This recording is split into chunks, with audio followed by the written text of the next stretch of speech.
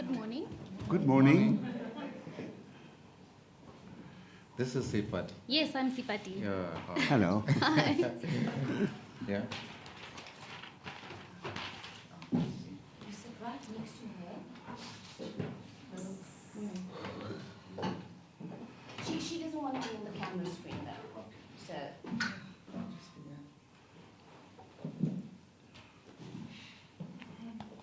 Yes, dumela Sipati. Dumelang le kae? Oh, nka chance ke re No, I mohlomongwe- speak it all. mohlomongwe ke lebitso fela. No, I speak it all. I speak it all. Okay. Hi, ke ko kae? Hi, ke ko Soweto. Ko Soweto. Yes. Okay, well, I left. Do you have a pen, Luna, that I can borrow? Because I think I forgot my space case. Okay, well, Okay, I just... Sipati, yes. this is next to me is Hello. Jazz Zaku. And I'm Siudimang and I'm the chairman of the commission. And there is Dr. Abrams, who is stuck somewhere, but will start. She will join us as soon as she arrives. And you're welcome. We have seen something that you have written here indicating that you have been wanting to make a submission to the commission, but you are unsure how to go about it. And there is a short write-up here, an email in which you indicate what your issues are. We've got 45 minutes with you. Maybe for 10, 15 minutes or so, you can outline what is it that you then we can discuss. Okay. Yeah, and fairly relaxed. It's not very formal, and so you shouldn't really feel it is a formal process. Okay. Yeah. Okay. Yeah. Thank you. Thank you so much for the welcome. I'd like to say hi to the committee, and I do want to start by apologizing for public statements I've made about the committee. It was all in a lot of anger and frustration. And yeah, I think even the reason why I made those public statements is why I should be here in front of the committee. So my name is Sipati Chabalala. I am currently a final year undergraduate student. And the reason why I'm here is because I have experienced many problematic things at this institution since beginning here, which was in 2013. And many of those problematic things happened in my role as a student leader. And so I'm hoping that my submission will help another student leader. Last year, I had planned to work with the DSA to come up with something called the Student Leaders Policy, to actually assist people just like me who, student leaders who take on roles such as SRC, who do reception work in the residences, who do mentor work, subwarden work. We're at a very large disadvantage academically because there's very little support offered to us. And so I was hoping to have a sit down with the DSA so we can come up with a policy that will help protect those student leaders in the form of additional resources from lecturers, in the form of additional support from tutors and so on, because we sacrifice a lot just to keep our jobs here at this institution. So with that in mind, I'd like to start with another reason why I didn't come to the IRTC before. Unfortunately, I was very anxious and I didn't believe that the IRTC was able to help me with my issues, and I was quite intimidated. And the thing that intimidated me was my encounter last year with the Vice Chancellor. So in 2017, I was the SRC president, and we were in negotiations regarding the fee increments and so on. And things weren't going really well, negotiations weren't going really well, to which Dr. Price's response was then to file for an interdict. The whole,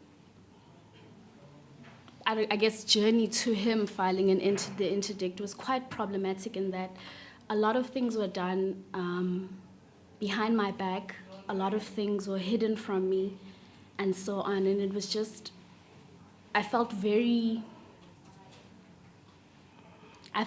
wronged by the way that the Vice Chancellor's office handled this issue. Dr. Price sent me an email at around 12:27 a.m., so like midnight, saying that I'd like to see you in my office the very next day about something urgent, Sibadi, and he was saying, I'd like to see you in your personal capacity. I have all these emails, I have all this information on my laptop. I would like to print it out for the committee and submit it to substantiate what I'm saying. He then, so he asked me, please, can I see you urgently, not as the SRC president, but as Sibadi in your own capacity. To which I came and I saw him at 11 a.m. on the 1st of November, wherein it was like 11 a.m. It was the first meeting of my day. It was a very busy week. We were handling student issues, and Dr. Price called me in to basically tell me that, listen, there's been a protest, so there's been damage to property from the protest that happened in Sports Center, and the university is going to be filing a claim with the insurance, and the insurance will then be filing a police report. So then Dr. Price said, well, I'm going to name you as the reason for the damages to property. I'm going to name you. Well, you have been identified as the person who's going to take the fall for this, basically, for the damages to property. We will be starting an internal investigation. Well, not starting an internal investigation. It'll be going to the student tribunal, and you will be investigated outside. And subsequently, a warrant for my arrest was then issued. And then I started moving away from my residence. So on the 11th of November, police came to my residence looking for me to question me and so on. Unfortunately, I was at a meeting. CPS later told me. After that, I decided to just pack my clothes and go live with a friend, because I honestly wasn't willing to just be arrested, because that's what happens typically. So then on the 16th of November, we had an SRC farewell, and that occasion really hurt me, because I had to sit next to Dr. Price and pretend everything was okay and smile for SRC farewell pictures. Meanwhile, he's the reason I'm going to be arrested. Fortunately, I had some people who were talking to the investigators, and they then negotiated for me to hand myself in for arrest. So I handed myself in for arrest the next morning after my SRC farewell dinner, which was quite heartbreaking. Sitting in that court, sitting in that cell, I felt hurt. I just felt betrayed. So that is the reason why I couldn't come to the IRTC before. I'm sure Candice can testify that I've rescheduled many times because I was intimidated by Dr. Price, and I guess I can say I feel safer now that he's not the Vice Chancellor to actually come and speak to the committee. And then I'd like to move swiftly to 2015, where my issues began at this institution as a student leader. And that is part of the email that I had submitted to Candice in the first place. So in 2015, I was hired as the head and disciplinary committee subwarden at Baxter Hall Residence by Dr. Snegugu Duma and Matilda Fortune, who is the RFO. What? The Residence Facilitators Officer. I'm so sorry. There's a lot of acronyms. Yes. So there's the warden, and then there's the Residence Facilitators Officer. And we call the people who make up that team the Res Management Team. So you become part of the RMT. So the RMT is the front desk assistant, the Residence Facilitators Officer, the warden, the sub-wardens, and the head student. That's the Res Management Team. And so, yeah, I joined the Res Management Team. I'm not really sure how I am requesting the IRTC to help me with this particular issue, because I had gone to the Ombud, and the Ombud had advised me that I actually have a case to pursue. But at the time, I was quite broken and hurt, and I couldn't pursue it any further. I couldn't do anything further. But basically, at Baxter Hall, I was mistreated, verbally attacked and abused by the warden who then hired me. It was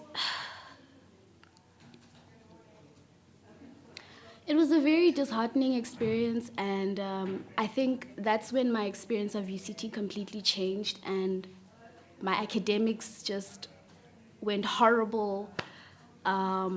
Things just, anyway.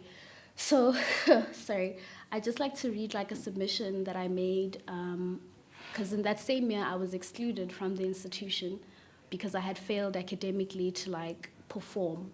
So I'd like to read like a little bit of an excerpt that I had from my appeal to come back to the institution. I realize this is all over the place, but please go with me.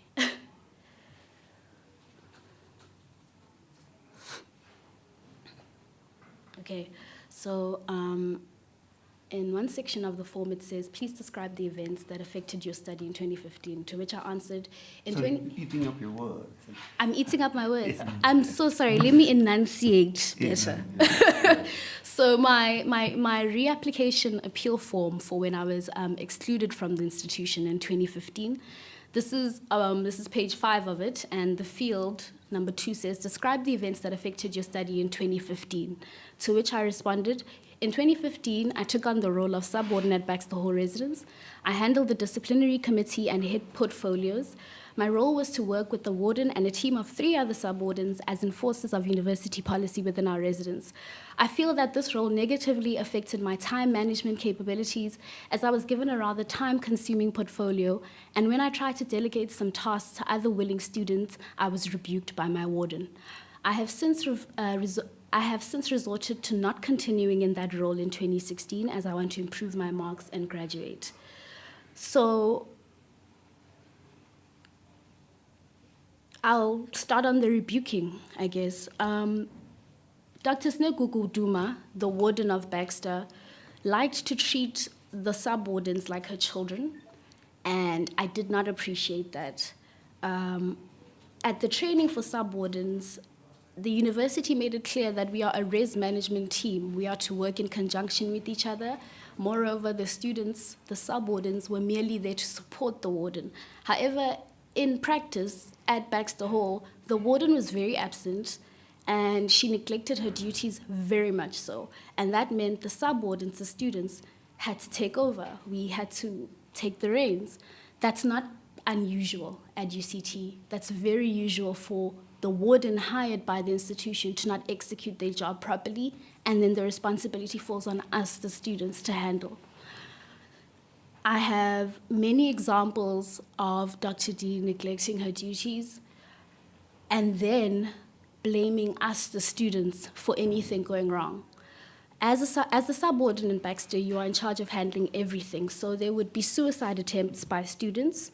There would be hospital runs. There were students with incredible ailments that I had to deal with as a subwarden. I do not feel that was right. I do not feel I was trained adequately to handle those cases. I feel the warden should have handled them. However, the warden made it very clear that she was not interested in assisting us, because when we will call her... She was not interested in assisting us, in sort of performing her duties. Because whenever we would call her or ask her to come assist us, she'd smack, like, snap. She'd snap back at us. Like, there was an incident when students came to me to report bed bugs, and I wrote it down. I kept writing it down, and I had asked the RFO to please, make sure there's fumigation, to which she said there is. I then said, no, the students are complaining that there's still bed bugs. I then called the warden. It was just a call in the evening saying, listen, the students are complaining about bed bugs. Might we please do something about this? She went off. She was angry. She was upset. Why are you calling me about this? This isn't an emergency. If you want to talk to me immediately, you should call about emergencies. This is something that you should be bringing to me. Can't you just talk to the RFO and so on? And it was a very condescending attitude. And yeah, she then followed up by sending an email where she was rebuking me for my action. She sent an email to the whole res management team saying, "Dear Mrs. F, the residence facilitators officer, might we please teach these students how to define an emergency?"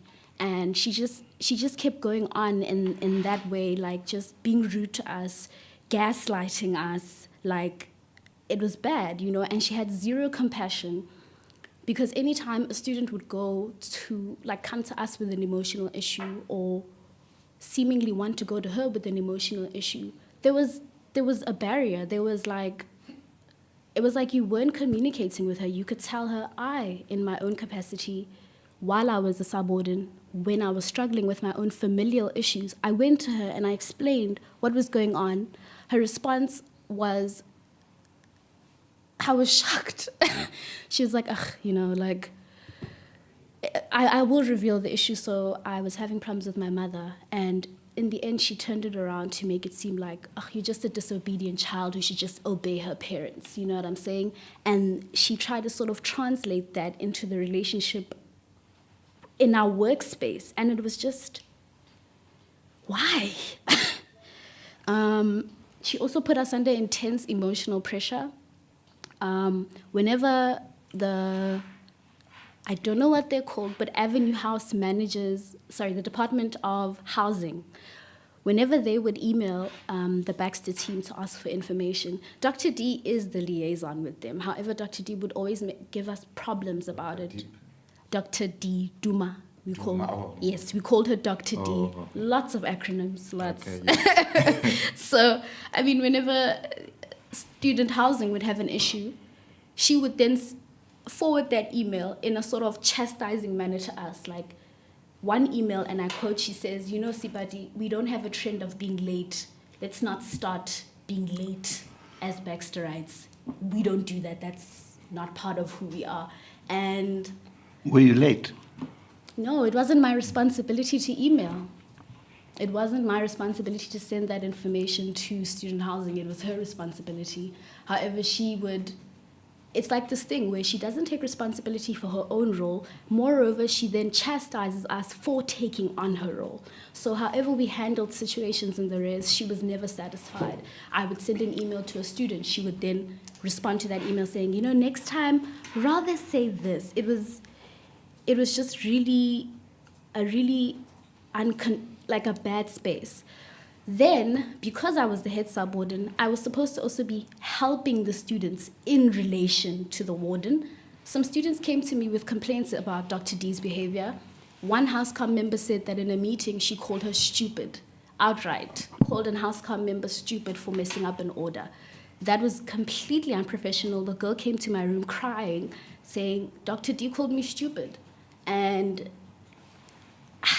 yeah, the attitude around these issues, when we as sub-wardens report them, there's the body called the College of Wardens, which is basically a committee of wardens but from residences. And the attitude of the College of Wardens is always they are defending themselves from the students. They're never there to work for the students. They're defending themselves from us. So whenever students gave criticisms against Dr. D, it was like, no, she was there to defend herself from us, not to take responsibility for anything she was doing wrong. So I would try and go and speak to Dr. D. I'm very much a peacemaker. I'm very much someone who takes on other people's issues. And I felt empowered because I was the head subwarden of my residence. And me and the team felt like we were basically running the residence ourselves. I went and I spoke to Dr. D on numerous occasions, explaining complaints from the girls in the house, saying the girls are uncomfortable with this issue, this issue, this issue. Dr. D, it's like she's a bulldozer. She would just bulldoze over your concerns and then go on to her own thing. In one conversation, she didn't explicitly call me a dog, but she said, you know, you're behaving like an animal, Sibadi. Women don't behave in this manner, which is very heartbreaking for me because here's a black woman whom I look up to, who hired me, and now she's basically calling me an animal for the way that I'm handling a situation that she caused. In one other instant, she said very plainly to me, "Yazi Sibadi ngesiZulu kunesisho Ngizokubamba la ngidinga khona. Translated into English, that means I will get you where you need me most. So basically warning me, saying if you don't play by my book, by my rules, if you don't align yourself, then ngizokubamba la ngidinga khona. I will get you when you need me most. This went on for the whole year. And unfortunately, in 2015, that's when most of the tensions on campus escalated. So when Fees Must Fall started, in around September, our relationship had broken down. The relationship between the subwardens and the warden had completely broken down.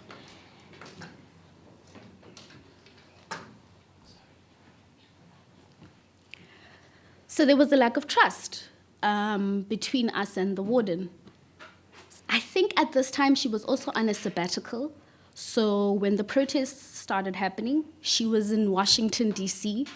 at Disney World. I'm not sure if she was in Florida. She was at Disney World in Florida. And so the subwardens were left to our own devices, basically. We had to handle this issue and do what we needed to do. We thought we were doing that adequately. However, from America, she was sending us constant little criticisms. And I'm like, but you're not here. Then a student sent her an email titled, "In Your Absence," explaining, so because we had failed as the res management team to relate to her that we're having issues, like with you, students started taking the matter into their own hands, and a random student emailed her. I have the email here, and in the email, the student is basically complaining about the warden's lack of attendance. You have not been here throughout the protests. The sub-wardens have been under immense pressure to handle everything alone. Little things like the assistant warden at Kopano would hand out meal vouchers. Our warden never did that. That was beneath her. She had her PAs, which were the sub-wardens, to go do that. Moreover, she didn't need to provide any emotional support because the sub-wardens are doing that again. So let me just summarize how I feel this impacted me.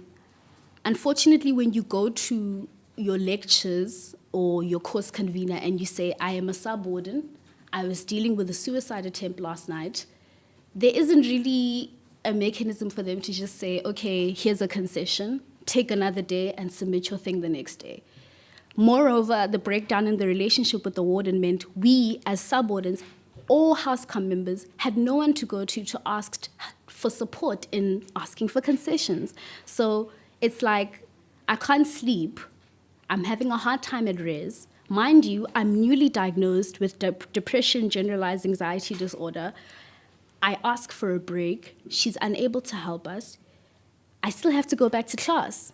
I'm thinking about that girl who was trying to overdose on medication the night before, but I still have to go to class. I have to continue with my life. I can't explain to my economics lecturer that, look, I had to rush to the hospital. There's a girl who was having seizures. It was 3 hours before the ambulance came. I didn't finish my assignment because they don't understand. You know what I'm saying? They don't give you those concessions. So my marks were very adversely affected because I was taking on the job of a warden. So moving on, I would really like sort of this experience of mine to help another sub-warden, another SRC president, another student governance person in their academics, because I suffered, I'm still suffering. I can't graduate because my departments are still making it difficult for me because of my involvement in Fees Must Fall. So I'm being targeted as well. And if only there was a policy in place that requires lecturers to make concessions for students like me, I think I would have been fine had a lecturer understood that I'm a sub-warden, which means my job is mother, is first aider, is res management. Then they could understand that I need this concession and so on. I'd then like to move on to 2017, when I was SRC president. there was an incident wherein a student came to our office and accused SRC members of rape. I did not like the way the VC office handled the situation either. It was a very sensitive situation, very, very sensitive, because the person who had come with the allegations was also sort of close to us as the SRC. So my SRC comprised of very close people who worked together. We came from the same background, which is FISMAS 4. Getting into the office was a nightmare. The staff already had a negative attitude towards us because we were students who were activists, who were coming from FISMAS 4. And so it's like we had to work like twice as hard to prove ourselves. I felt that the way the VC office handled the rape allegation really impeded on my team's ability to work together and to work at all. After the incident was reported, my team and I had a long meeting, a very long emotional meeting, and decided we would suspend these members pending an investigation. We then reported we did everything. We planned, we did everything. We thought, okay, so this is what's happening now.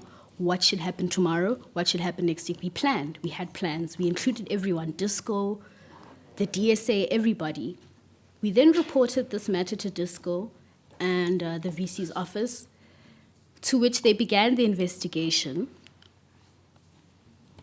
It still hasn't concluded, as far as I know. Who was doing the investigation, the administration? I'm not 100% sure about her name, but it was someone from Disco. So, yeah. I don't know, I just want to relay my issues with the situation. So my issues are, there was a lack of sort of communication between those people and my team. There was a lack of sort of support from those people to my team. There was a lack of respect from the VC's office towards my team. I say respect because there were numerous occasions where me and the Vice Chancellor would sit down and discuss this matter and look for a way forward. The Vice Chancellor neglected to tell me that he was making decisions for me in those meetings. Basically, what is happening in the background was the 2 suspended members were emailing him and threatening to sue the institution if they are not reinstated into the SRC.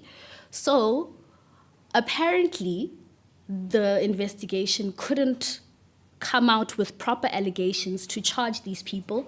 So the Vice Chancellor and his team decided to reinstate these SRC members without telling us first. Those are who have been accused of Yes. Reinstate them without telling us first. The thing that made me upset was we had a meeting the day before. He didn't tell me that he was going to release an email the following day reinstating these people, nor did he say we have to reinstate them as of now. So I was quite betrayed by that.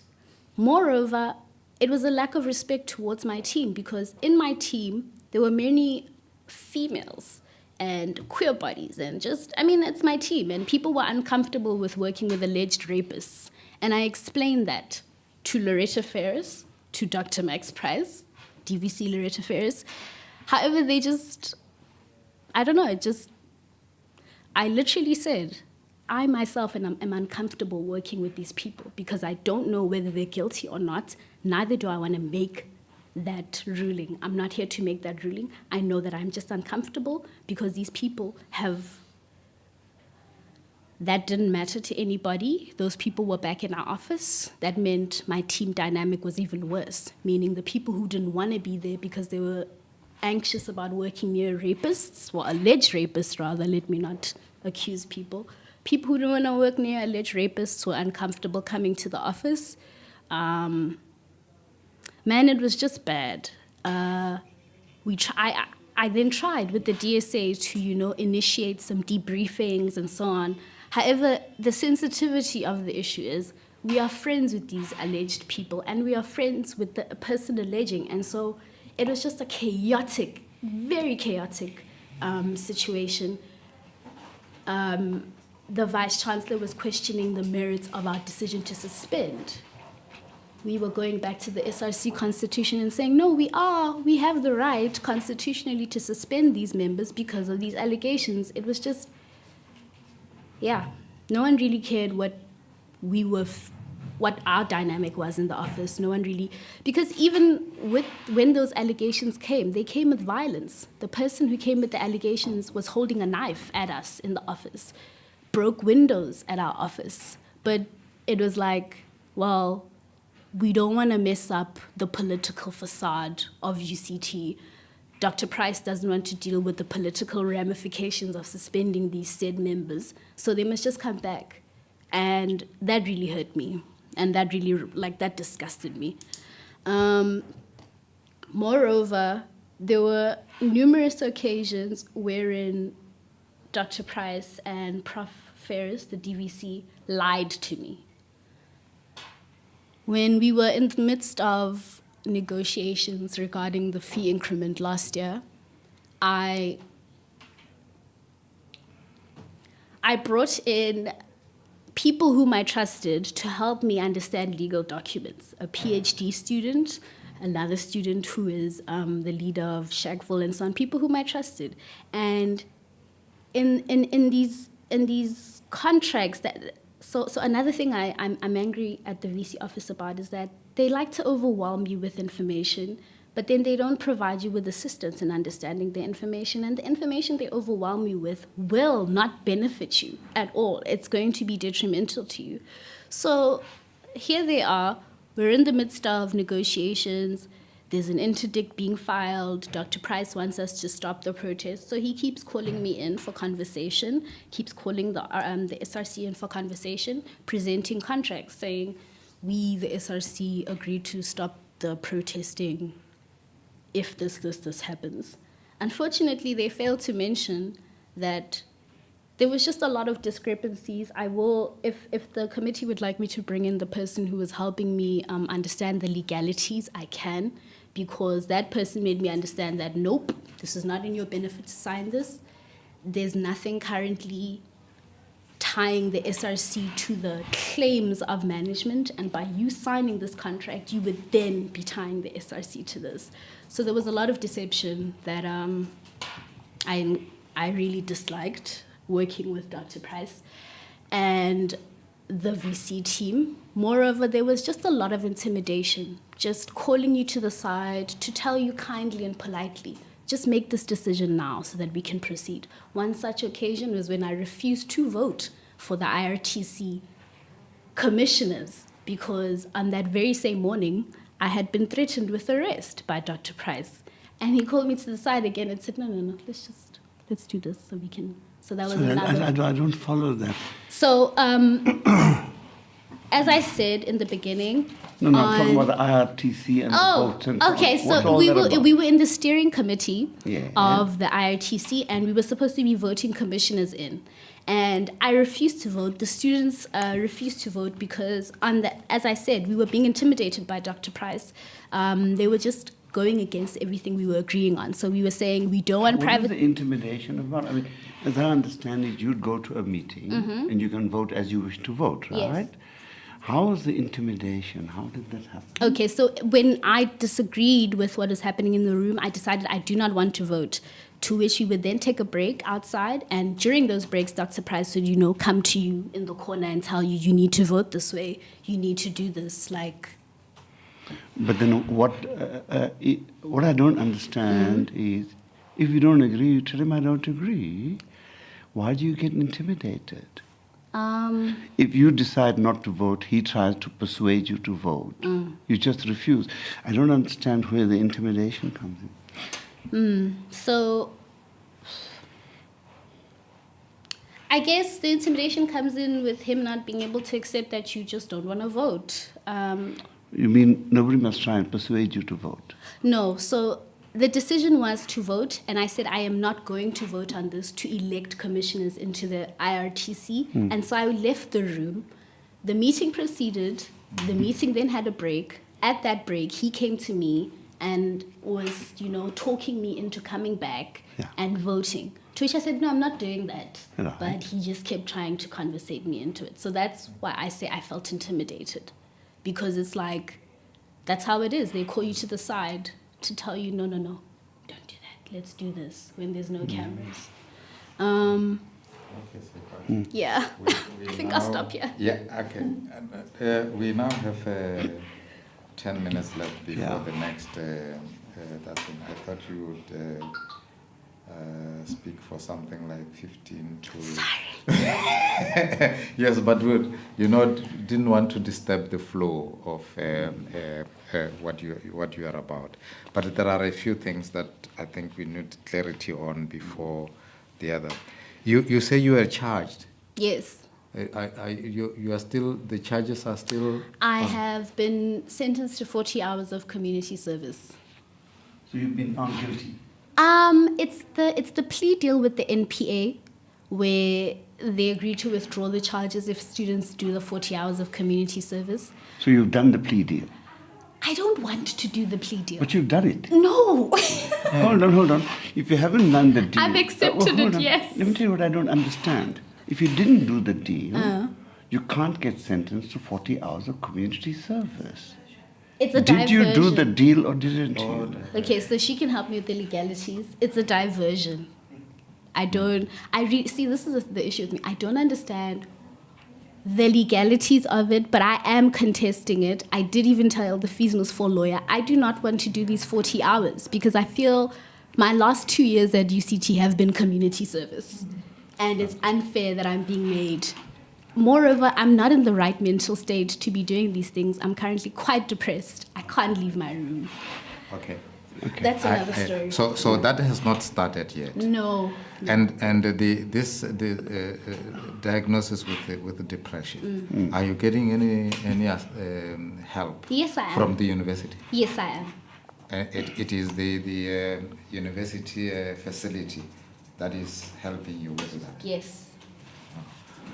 Okay. You had a lawyer in the case. Yeah. Yes, it was the state's lawyer, so the legal aid lady. I understand. Yes. And she would be able to know. I understand that you don't know exactly what happened, right? Yes. You don't understand whether you've done a deal or not. But your lawyer would know. Yes.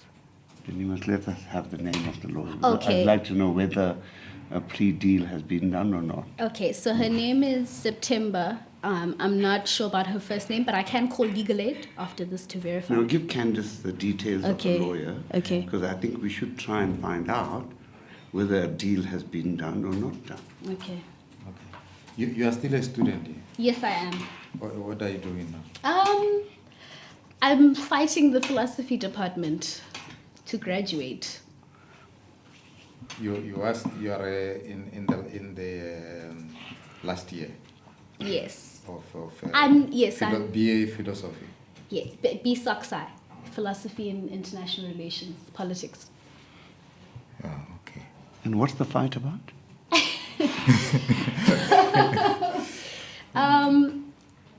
I feel the philosophy department has treated me very unfairly regarding a concession that I had asked for. So at the beginning of the year, I had some family problems, got disowned by my parents, and I had one philosophy course outstanding to actually graduate. And so I had asked the philosophy department if they could assist me in some way because December was a very turbulent time for me and I doubted that I would pass the course. So I asked for an exam without attendance.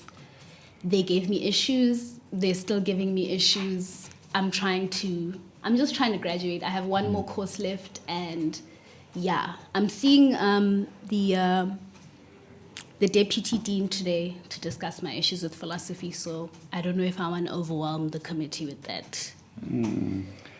And did you do anything wrong during the Fees Must Fall campaign in relation to property or anything? Or you say your view is you did absolutely nothing wrong and they're accusing you falsely or what? Yes, I would say the recent charges in court are bad because I didn't do anything wrong. Nothing. You were absolutely peaceful, committed no criminal conduct at all. Yes, I would argue that I took responsibility as the SRC president and led a student protest. Yeah. The students instructed me to do so. I find that there was nothing wrong in what I did. They are charging me for damages to property, which No, but I did didn't things make. go wrong during the protest? Yes. And again, I would like to say I did the right thing because there are videos showing me trying to take responsibility in those situations where there was tensions, people were firing fire extinguishers. I was there actively saying, stop, don't, no, let's not fight. I was trying to be a peacemaker. Moreover, I sent out a bunch of students to be peace monitors during all these protests. Even though we had asked the Vice Chancellor to send peace monitors, he refused. So by all means, I believe I don't think I did anything wrong. I didn't damage any property. I was simply a student leader performing my duties. And you didn't want the damages to take place anyway. No. And you have a charge sheet, the charge sheet. I don't have it here. No, Lona? yeah, but you have it somewhere else. Yeah. Can you submit? I can it? go to the Randabash police station and get it, yes. I don't have it on me. You don't Yes. have it. Oh, you are tried outside. Outside, yes. Your lawyer would have it. Okay. I will go and I will get those things. I'm quite disoriented. I apologize. Life is You not see, my easy. problem is we have to know what happened in your case.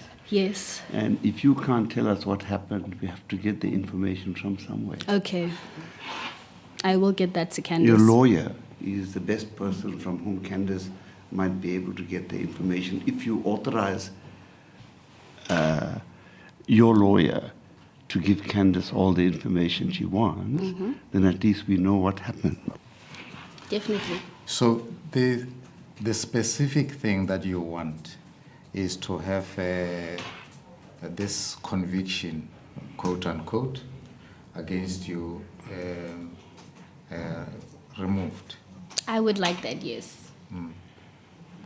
Presently, you have to say you have got a criminal record against you. Is it? No, it's the doesn't do diversion. that. Yeah, It no. doesn't give that. Yes, yeah. Okay. So there's no criminal conviction. It's a restorative justice diversion thing. But you want the 40 hours. So have you done a deal that there will be a 40-hour? Have you agreed to the community service? I think I did agree, yes. So let me just say, yes, I have agreed because in my last court appearance, the lawyer had told me that it's been taken on as a diversion, and you just have to agree to that and take these 40 hours of community service, to which I said yes. So yes. And now you've changed your mind about that, have you? So me and my lawyer were quite unhappy with the diversion itself because she was confident that she was going to beat this case. And the diversion was a suggestion from the main Feasimus 4 cohort because my lawyer was different from the other students. So the group... But your lawyer agreed to it eventually. Yes, me and my lawyer agreed to it. So that's the problem, that if your lawyer also agreed, it's going to be much harder. Anyway. All right, Sipati. Okay. We'll try our best. We'll discuss this afterwards. But in the meantime, if we can be assisted with the charge sheet, what else did we ask for? The lawyer's name? The lawyer's name, say yeah, and so that we can do. And then you communicate this to Candice, because now we've run out of time. I think the next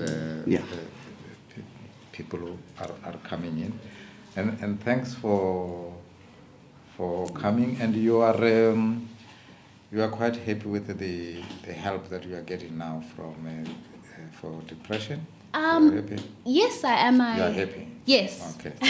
All right. Okay, thank you very much for coming. Just sitting took us 10 minutes. Thank you for coming. I'm Swidimang and I chair the IRTC. On my left is Judge Yakub, Zaki Yakub, retired. We're supposed to be having Dr. Yvette Abrams. She's tied up somewhere, so this is her seat. And the other two commissioners are tied up outside of Cape Town. So welcome. We have seen a document here. That's not the one? No, that's a different. That's a different one. Okay. Do we have the document from? So what are you? Yes. Yeah, so what are you? Black Academic Caucus. Oh, okay. Candice, have you seen this? Have I seen this? I haven't looked at it, just pass me, just let me this folder. Yeah. This one. I've only seen the one by Dr. Chinyoka. Okay. All right, but the issues are. That's not this one. Yeah. That's a different. That's the one that will become different with me and how Oh, this okay. today be. Okay, so your submission is entirely different. Correct. Oh. Okay. Okay, but nevertheless, let's go. We have got about 45 minutes. Okay. We have eaten 10 minutes into that, just with this logistics. Maybe we can stretch it by another 10 minutes or so in order to compensate for that. Yeah. So if you can speak for something like not more than 30 minutes, Okay. so that we can then interact Okay. with your presentation. Okay. Yeah. Thank you very much. My name is George Sode. And at the time that submission was made, I was the secretary of the BAC, and I submitted this document. First of all, I would like to thank the Commission for allowing us to present our submission. It's very much appreciated. And maybe I'll just take 2 minutes to say something about the BAC, the Black Academic Caucus at UCT. Our purpose at UCT is to promote transformation and a space for Black academics to have the same opportunities and treatment as all other academics at UCT. So although we have the word Black in, it's not because we want preferential treatment for Black academics.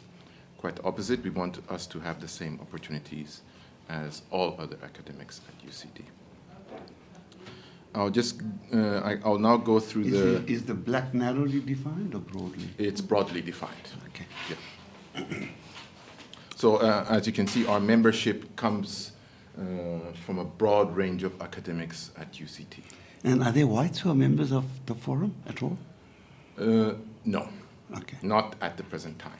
But if somebody applied and said, we sympathize with you and so on, and we want to do this work with you, would you admit a member?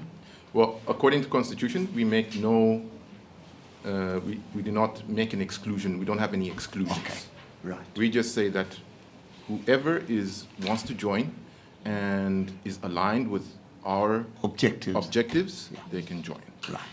But we do not exclude anybody. Okay. The only principle there that must be aligned. But in fact, you have no black members at the moment.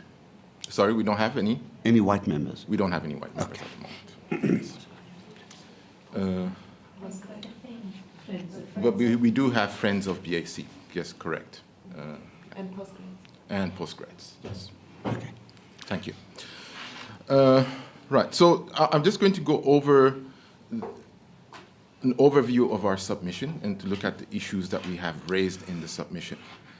So the first issue that we have raised is the mental illness among students and staff. Over the last few years, we have noticed an increase in the number of mental health problems among students and staff. And we contend that part of this has to do with the institutional culture and the situations that staff and students, the untransformative situations that staff and students have to contend with. We'll go into more detail then. The next issue we touched on was the accommodation problems. And this was one of the reasons for the protests in 2016. Then the third item that we have raised is the staffing profile at UCT. So it still remains mainly white, and one of the main issues that we have raised is the dearth of Black, African, South African academics at UCT, who still represent a very marginal group in the institution. The fourth issue we have raised is the institutional structure. This has to do with heads of department and deputy deans and appointment of these structures. And the fifth is the racist behaviors that we have some black academics experience at UCT. Right, so I'll just go back to the first one, the mental health problems that we have noticed. And so as I said, we have noticed an increase in the number of staff and students who have been experiencing this, and they have come to us and they have told us about their experiences and the stresses in their lives while working at UCT, and they have ascribed this to the institutional racism or the discriminatory practices that are within the institution. So one case that we have, or one thing that, and happens quite often, is that when black academics take their cases to, when they experience racism or discrimination, when they take it to their line management structures, they are then told that, well, either they're imagining it or it's not as serious as they believe it is, and it is then brushed off. And over time, this then accumulates in depression or other kinds of health problems. And we have an example of this that we have included.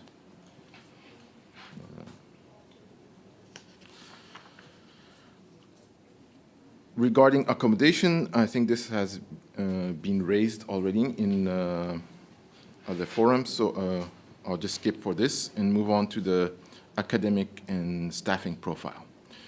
As I mentioned, the number of black South African academics at the university now stands at something like 15%. And in our opinion, this is too low, and the growth of this number has been too slow. What percentage? Around 15%. So that of an academic body of something like, by my estimation, about 1,300 academics, there are about less than 150 black South African academics. And when we consider that if you spread them across, or consider that there are about over 150 departments and units at the university, when you spread it across all of these departments, you start to see that there are departments or units that don't have a single black South African. How many percent white? Now that's okay. I have to nuance that. So that would be around 55 to 60% of white South African academics. So we're talking about, other than, just Indian people, so-called colors, that others make up 25%. Yes, and foreign nationals. And foreign. Yes. But now, a foreign national from Nigeria, for example, would not count in the 10%, right? Correct. Okay. Correct. They would not count within that. Not in that 15.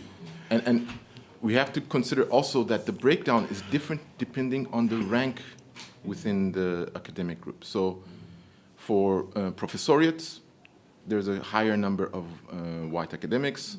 When you come down to the lectures, the numbers might be a bit higher, but marginally higher.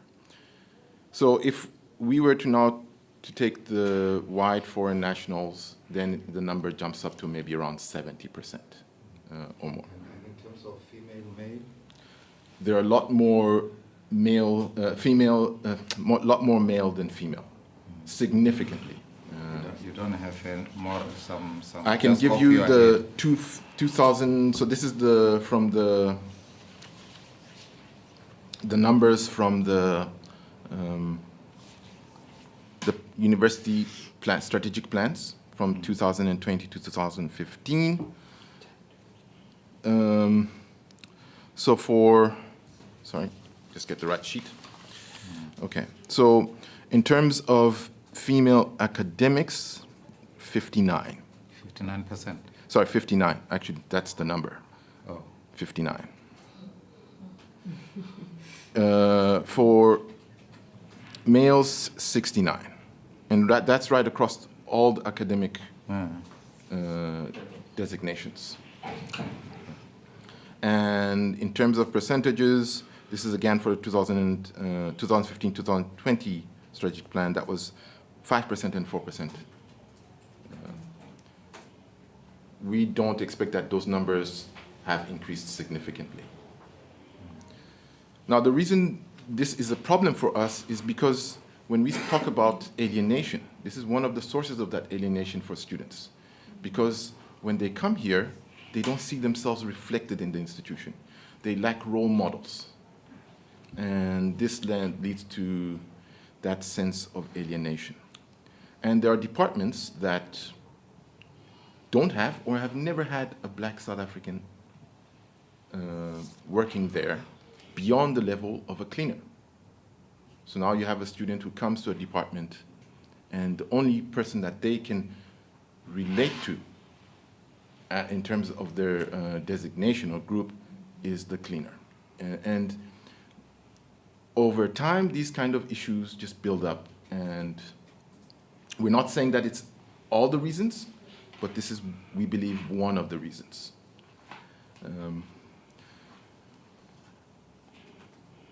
And yes. So the next thing, there's a lot more that we can say in respect to this. And the figures are captured in the strategic plan, the 5 strategic plans of the university. If we had more time, we could go in deeper into them. Okay. But I'll just stop there for now. The next one is the way in the institutional practices relating to employment equity and the way that heads of department and people are chosen. One of the problems that we have noted is that although the university has policies to effect transformation, Just press and open. There are some others trying to come. Oh. although the university has policies to effect transformation, what we have noted is that these policies break down when they get down to the departmental level. And we believe part of it is the manner, the employment equity and heads of department. So for example, right now, one of the problems that we see is that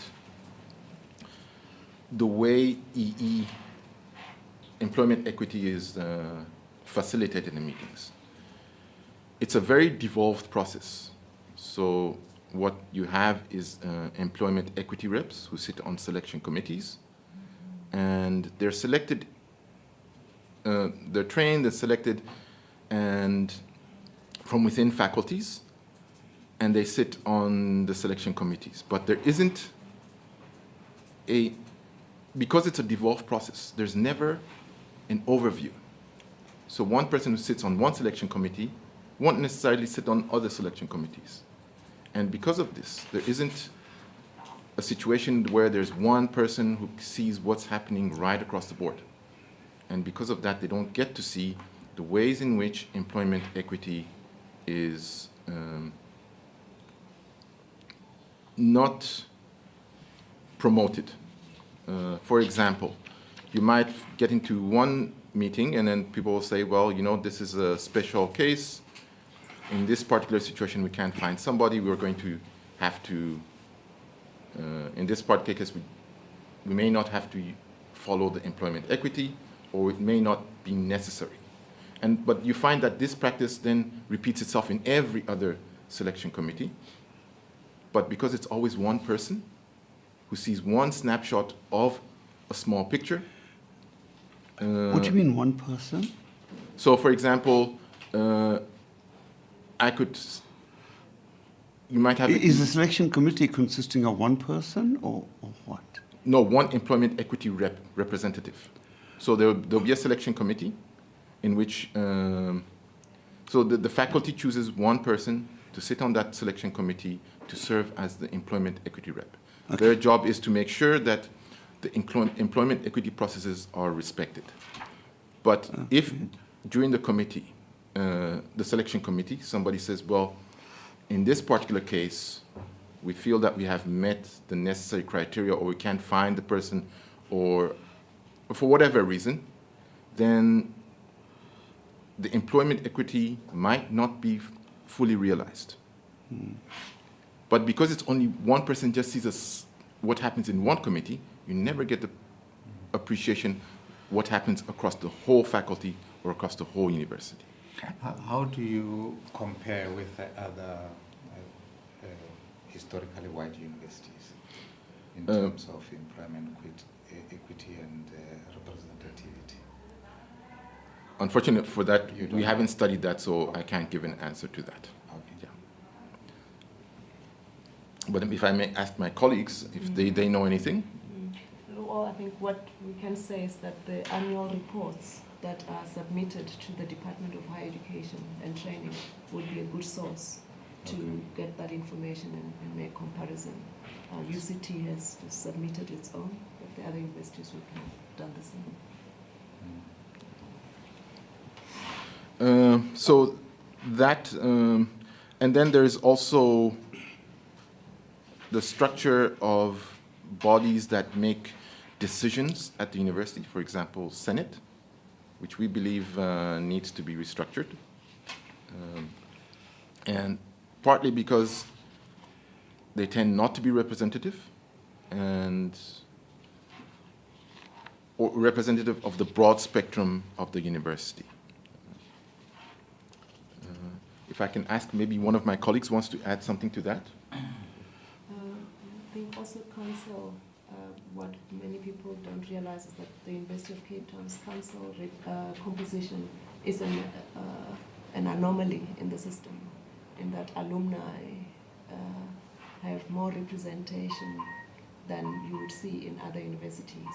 And if you look at the university's history, that would speak to a particular constituency because they bring funding, a lot more of the decisions than that council make.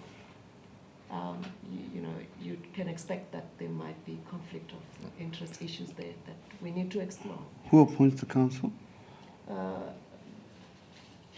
Council is... I thought it was the minister. The minister only has appointees, and in all other universities, the minister has 5 appointees. Out of? Out of 30. But in the... And who appoints the rest? So different constituencies given the prerogative to appoint. But the University of Cape Town only has 3 ministerial appointees, and they've resisted to raise that number to 5 like other universities. And then that is in the statutes of the That's university. university. That means the minister just hasn't appointed his or her 5 people. No, has been told you can't raise the number of representatives in council. You mean the minister has been told by who? Because if it's the minister's power and right to appoint 5, how can anyone say to the minister you can't appoint? We don't know. But That is what I'm telling you is what is currently the case. no. What the But wait, reasons what I don't understand, the part I don't understand is, then there's something wrong with the minister, isn't there? If he can be told. I don't want to get into No. I really am trying to understand, is the minister just being irresponsible or lazy or what? It's a conversation to be had with the minister, because maybe they're lobbies. I think the idea might have to, we might have to look at the statutes of the Yeah, I think that's right. Because I think universities usually say they are autonomous and they can't be told what to do. No, but if the statute provides for 5, Chair, then the minister has to. Yeah. Yeah. It does. No, probably each university. Up to 5. Isn't it that each university has got its own statutes? Yeah. Yes, So they might be they different. might be, they are different, yes. Okay. Right. Then the final, final but not the least, there are many other issues we could have brought here, is racist behavior on campus. Again, here we have had people who have contacted us across the university who have told us about racist experiences that they have had, which have not been dealt with. Now, further to this, there is also the matter of the way in which the rules of the university are sometimes used to cover racist behavior. So you find situations in which the regulations are applied in a way that predominantly affects black students. And those staff who do that then hide behind the regulations. Give us an example. An example. Now, before I say this, I have to mention that when I say racist here, I'm saying racist in the sense that it's discriminatory, but you can't actually say that somebody did something racist. The outcome is racist without having done something that one could actually say is racist. So, for example, you have situation in which students are sent to disciplinary, but when you look at the composition of the students that are sent to disciplinary, you find that they're predominantly black students. And I can actually say this, I have a case of this that I'm dealing with right now. So you think that white students are just not taken to disciplinary, whatever they do? Are they being favored? Not that. This is why I say it's very difficult to pinpoint the racism here, because I would have to actually say there isn't that, and that white student did this. And you can't actually, you're trying to look for evidence where that evidence may not be readily available. But I think one of our other members wants to point out something here. Okay. We have a staff member who actually experienced the racist behavior. Yes, we'll actually have one there as well. Yeah. If you want to speak to it. Yeah, and then we can start. And then Yeah. we- Sorry, let me just make a point in terms of time. Mm. As I understand, Brian is also here. So Brian's here, Terry is here, and George. So effectively that would mean that they could go up until 13:15. Because those are all three Okay. persons that are here. So what do you So the want? next slot is for 13:15 for Oh. somebody who's not in this room. Oh, Everyone else is here until 13:15, and they have related issues to raise. Yes. Okay, in case you were concerned about the time.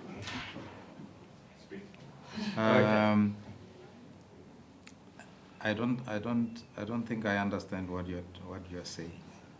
So from the Yeah, schedule that's set Yes, yes. up, Brian? George is currently addressing you. Yes. Brian is also in the room, and so is Oh. Terry. Oh. So as long as they're cognizant of each other, Yes. then they can go up to 13:15. Yeah. Is that agreed? Does it work for you? Can we make it one session instead of separate sessions for different people? I have lost contact with not over here. Thanks for bringing him along. Because I was going to just point out that Yeah. the submission that I made with how is quite broad, so it won't fit into. It won't fit. It won't fit. So we should follow the. So this is I don't know if Brian is available because we Yeah, coming as a let's- BAC submission. Yeah. I don't know which. Yeah, let's just follow this. Okay. As he Alright. said. Okay. So we will end at 11:30. No, at 22. 22. So we said we'll give Okay. 10 more minutes. Yeah. So my name is Siwe Toto. I'm a lecturer in public health. I started working at the University of Cape Town in 2015 as the Health and Community Development Coordinator for the Schools Improvement Initiative, which is in the Schools Development Unit within the Faculty of Humanities. The SDU is a research unit which has Dr. John Clark as the director, who also is the director of the Schools Improvement Initiative, SII. SII is one of the 5 strategic initiatives of the previous Vice Chancellor. So I worked for a year, a period of 12 months, between the 5th of January to the 8th of December, including weekends and public holidays of that year because of the sheer amount of work. In one particular afternoon, I was in my office, well, I was leaving my office to go to the bathroom, and on my way, I passed by the director of the school, who is my line manager's line manager. So he's 2 levels above me. And he walked past me and shouted, "Kafir." And there was no one in the office at the time except for my own line manager. What's his name? Jonathan Clark. So he shouted "Kafir," and I was taken aback. And when I looked around, I realized that there's no one else in the office because it was it must have been around 4:20. So people had left the office already. And I continued past. I went to the bathroom and back. Then the following day, I was called in by my line manager, Dr. Patty Silbert, who then assured me and said that actually, so I just want to warn you, Siwe, that sometimes John has difficult times, and so he grunts when he's having a difficult time, so don't take it personally. He was just grunting. So that was the first instance. And then a couple of weeks later, I was called in for a verbal warning. I had chaired a meeting in one of the committees that we're in the work that we do. So it's important to say I'm an occupational therapist. The way I chair meetings is slightly different. I facilitate. So I was facilitating a discussion as the chair of that meeting, and both of them were present. So I was called in for a verbal warning in how I had conducted that meeting. I was told I'm too friendly and too amiable, and that I should try to be more official. Then hardly a week passed, I was also called for another warning to be told that I do not dress appropriately, that my clothing is too casual and I should wear suits given that I meet Western Cape government officials from the Department of Education. Now, I'm an occupational therapist who was also working clinically at the time, seeing children between grades R and 3, and also assisting 4th-year occupational therapy students, speech therapy students, and audiology students in their practicals. So it was quite impractical to want me to put on a suit and a tie when I'm also going to be working clinically in such a context. So I obviously had to conclude that perhaps that those 2 warnings, which came right after that racist slur, were to, I don't know, to prevent me from reporting that. What made it particularly difficult was that it was not my direct line manager who said that, it was my line manager's manager. So, and I was under a contract for 12 months at the time, where it was based on my performance, renewal was based on my performance.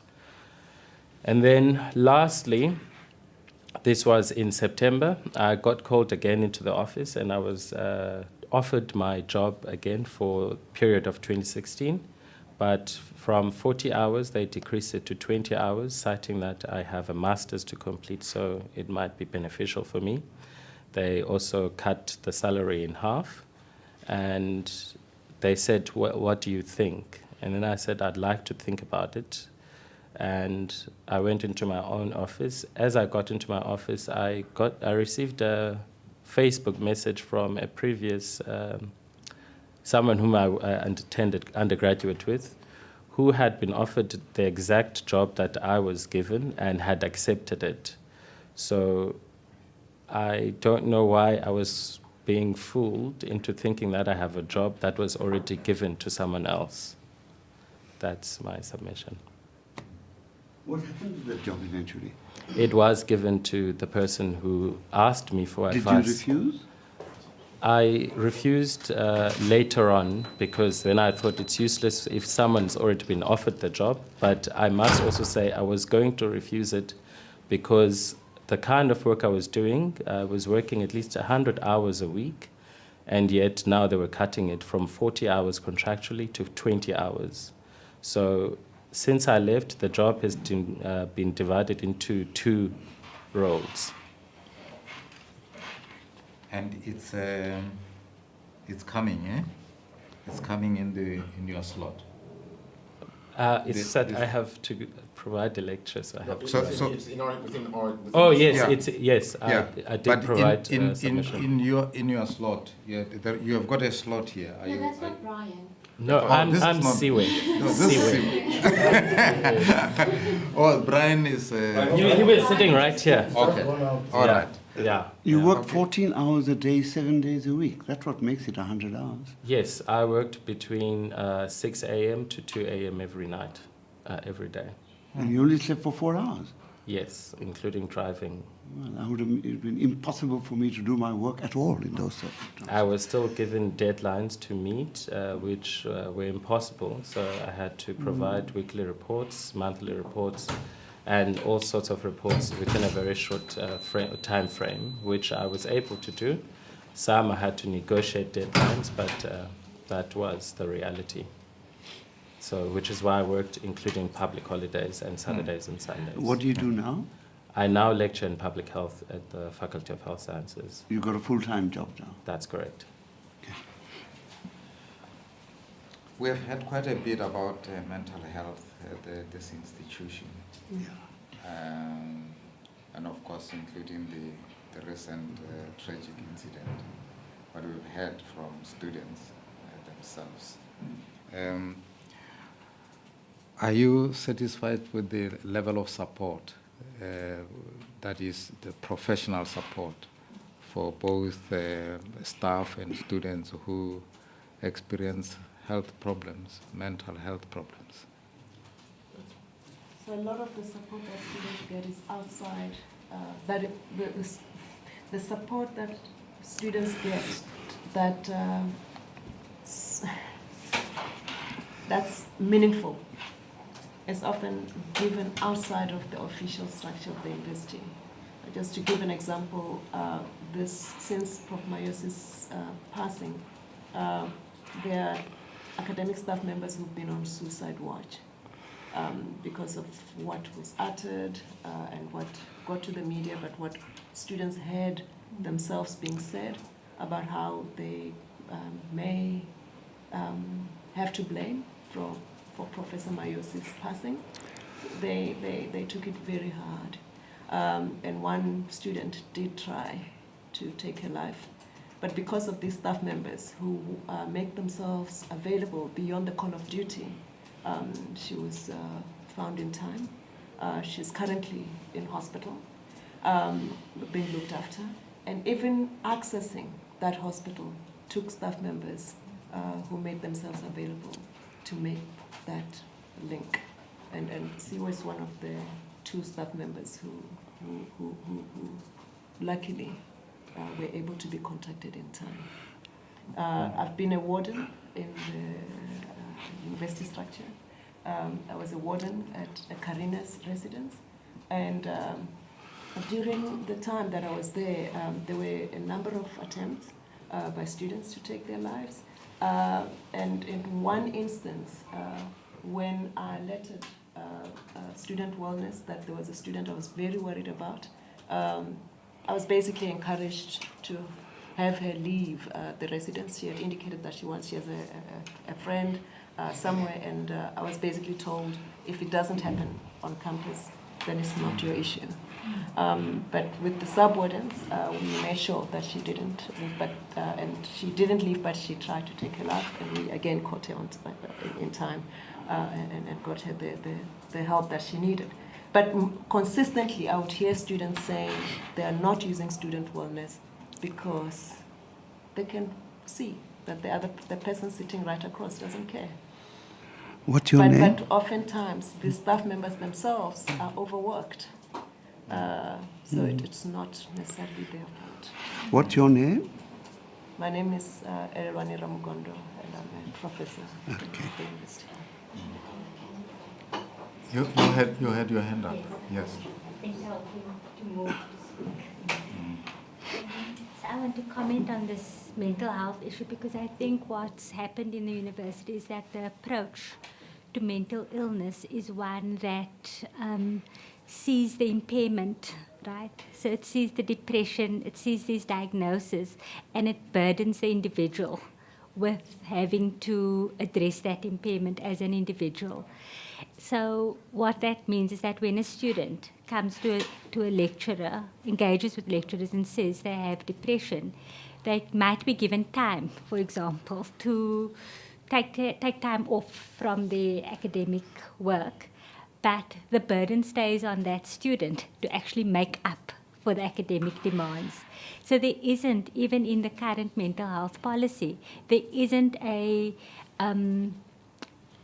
enough thought and attention given to how to really support students so that they can have their mental illness, meet the academic requirements, and still feel as though they're part of the university. The disability policy and the mental health policy is aimed at individual services that addresses symptoms of these, but do not address the way the institution accommodates or creates an inclusive environment, or actually the way the institution creates an environment that actually disables people and causes psychological distress, and so might actually be exacerbating the very impairment that people present with. And on that point around providing services, many of the services that are provided are reactive, and they're only there for the time that the person is acutely ill or symptomatic. And once that passes, students and staff members are left on their own without the support and have to contend with the ongoing distress that the institution inflicts on us. With this transformation, have you talked about SABAC? Have you talked about what should happen? What should be done differently? And I just want to expand on that a little. Sorry. Yes. You see, you told us all the troubles. The troubles are very worrying. Realistically, what we would like are recommendations from all of you about what is the way forward. There are certain realities. There are too few black people at the university, which is clear. And because you understand the conditions better, and there's too little time to discuss it now, we can go into it a little bit. But what I would prefer is a considered submission from the Black Academic Caucus, realistic submissions about the way forward. What are the processes that should be put in place to take matters forward? And I think that that's what's lacking. We have a very good idea of what the problems are, but we need to be told what the possible solutions are as well, so that there can be a positive content to the report. It's very easy to say what's wrong. It's a lot harder to say what can be done about it. And that, for me, is a serious problem. And I would like, if the caucus undertook to send us written submissions within a reasonable time, in relation to what could be done. We could look at those submissions and we might meet with you again to talk about it. I think many colleagues want to reply. And I just want, many colleagues I think want to reply to that. And I just want to start with a response on this issue of mental health and disability. Because as much as there are these issues, we are also the academics who sit on committees who are trying to change these issues. And the experience on those committees when you're part of the institution of trying to change it is one where you're also facing resistance when you're trying to implement change. So for example, we about a week and a half had a meeting where we looked at the university disability policy and identified what the issues are with that policy that makes it not inclusive, and identify what the kind of change is and the support that is needed for that change to happen. But what we engage with as we try to make these changes is the resistance. So when we're talking about solutions, it's not for lack of trying to implement solutions. Okay. And I think one thing to highlight is that we have not only made ourselves available in terms of indicating what the issues are, but we've also made ourselves available to serve. And in serving the institution, what we've encountered is resistance. What we have called out as a problem in 2015, after the Rose Must Fall campaign started, was that there were two issues that we were picking up as a problem in the institution. One, that there was not a strong signal from the center that transformation is an imperative. It wasn't that, heads of departments were being given the sense that transformation is an option. They can opt in or opt out. It's not an imperative. Secondly, we pointed out that we do not see mechanisms to hold people accountable for not just resisting transformation, but for intentionally working in the opposite direction. So many of us feel actually exhausted. If I can add there to what Elwani has said, I think as we are approaching the 25th year of the end of apartheid, I think one thing we mustn't lose sight of is that the slow rate of transformation is not accidental. It's when you have, for things to change, the people who benefit from the change have to be involved in that process. And at the moment, when you get to committees, you find that there isn't adequate representation. And because of this, the people who make decisions for the change don't necessarily, and it doesn't mean that they do it intentionally, it might be unconscious, they don't appreciate the benefits that come from that change to themselves. And if there was better representation, the people for whom the benefits mean the most would actually be able to drive the change. So just to convert that, if you said in your recommendations that this is the state of the representation, now, in our view, it is realistically possible for every committee to have one black representative or two or three or whatever, and that is what we should work towards. That would be the kind of recommendation one would like to see, which are practical and concrete. And I was hoping, Prof, that when you were saying you were tired now and exhausted, it didn't mean that that's going to be a reason why we are not going to get positive recommendations from you. Yeah, well, just to give you an indication, right, why some of us are exhausted. For 2 years, 18 months, we worked on a process that the university itself instituted. Brian was on a working group along with others where we worked on what it would mean to decolonize curricula and the academy. So we're part of the curriculum change working group, and recently released, well, we had to put pressure on the outgoing Vice Chancellor to make the framework available to the university community.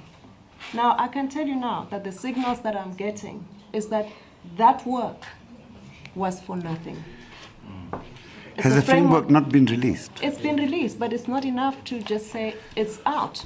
You have to, as the leader of the institution or leaders of the institution, indicate to the university community what you see in it and how you think. And whether it's acceptable or not, and what Yeah, are they going to do about exactly. it? And if they're not doing anything, they must tell It's you they're been not doing anything and silent. why. It's been silent. I mean, you're not demanding that the framework be agreed with completely. Absolutely not. You're saying that the framework must be taken seriously and they must interact with it and respond to it, not just shelve it. Exactly. Okay. Oh yes. You are the last. Okay. So I just wanted to just add on to what Elelwani has been saying, which is, we've been providing solutions or suggesting solutions for a very long time at a lot of, personal and professional cost. Elelwani herself has been special advisor to the VC. She sat on the special executive task team, as have I. We've sat on numerous committees.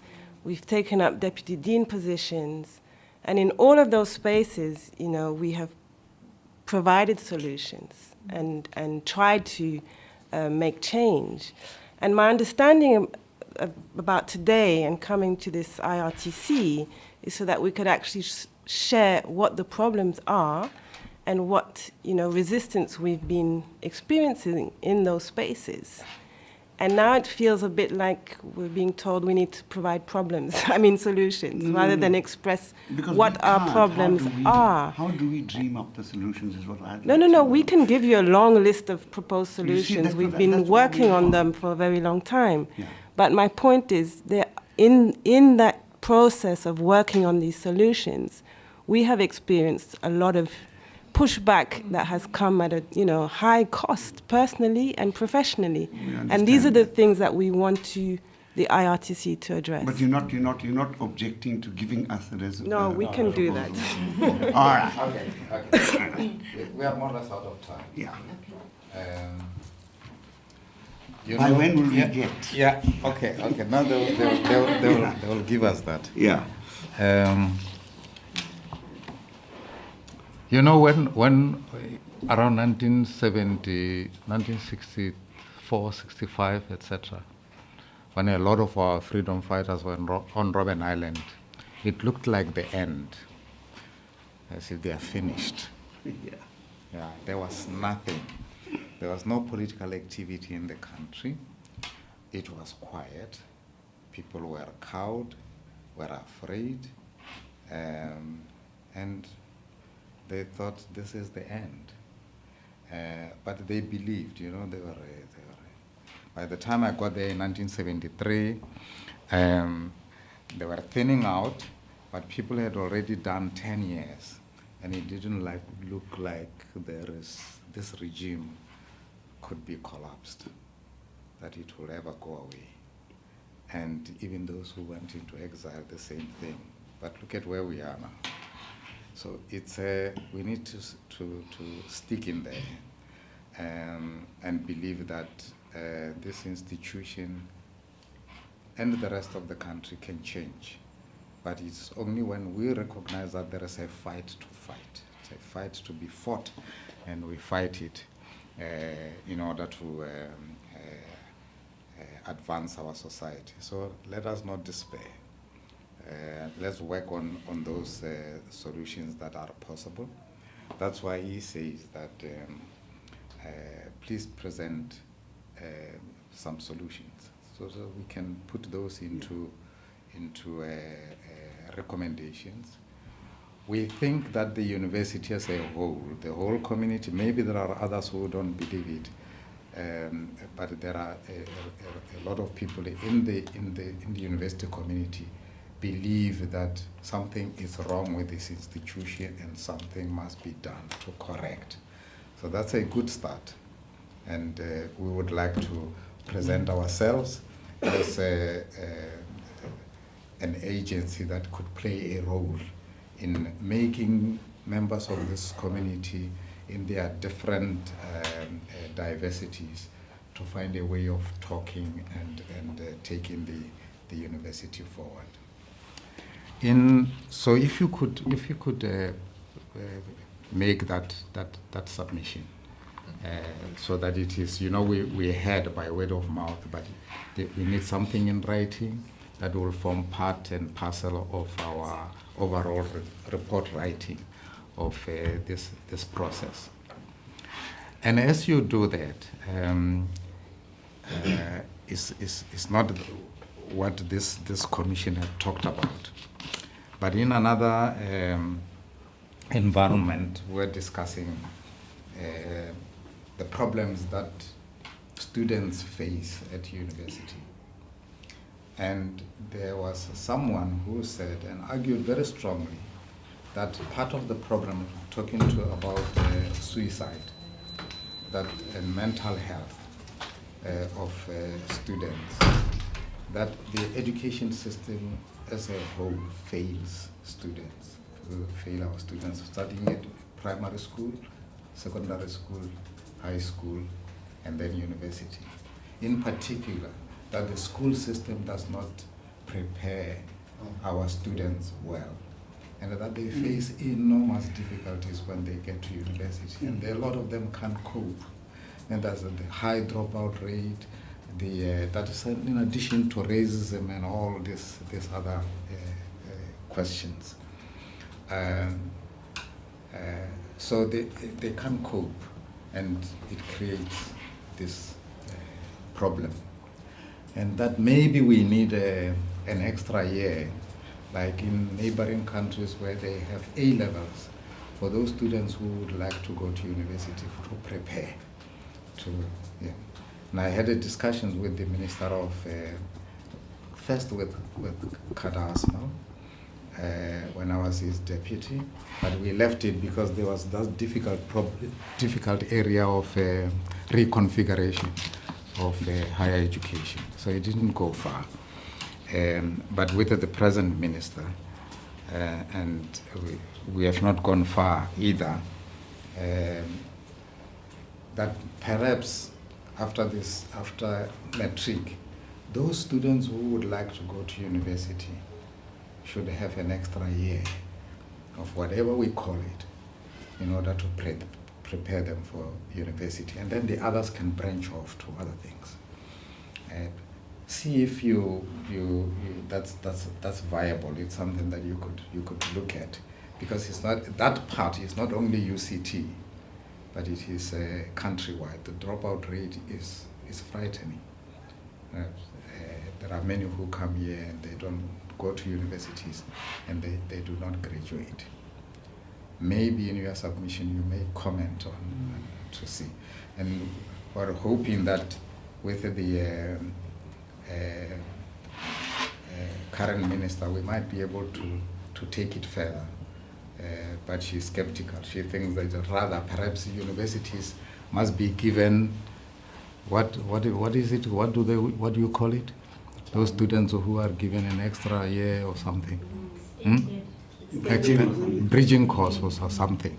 But that puts pressure on universities as opposed to this pressure being put elsewhere where it can be addressed and so on. And we are destroying a lot of young. I've been saying that we are a country that destroys its young.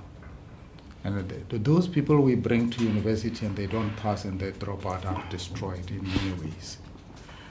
But we are way out of time now. Can I just, yes. Just two questions which will take half a second. Two, concerning racism. The students that have mental problems, are they mainly black students? What's your impression? Or are they everybody? Predominantly black students. Predominantly. Do you know, does anybody know of any white student who has that sort of problem? No. And the lecturers who go out of their way to help out, are they black lecturers or white lecturers too? I think it would be good to specify that what we know about are the students who take their lives and succeed in taking their lives. Yeah. And that information is available. You just And those need are all black? Yeah. Okay. You just need to go put in what's that? Visitors in remembrance of a student, and the details are there. Okay. And then the lecturers who help, are they black or white as well?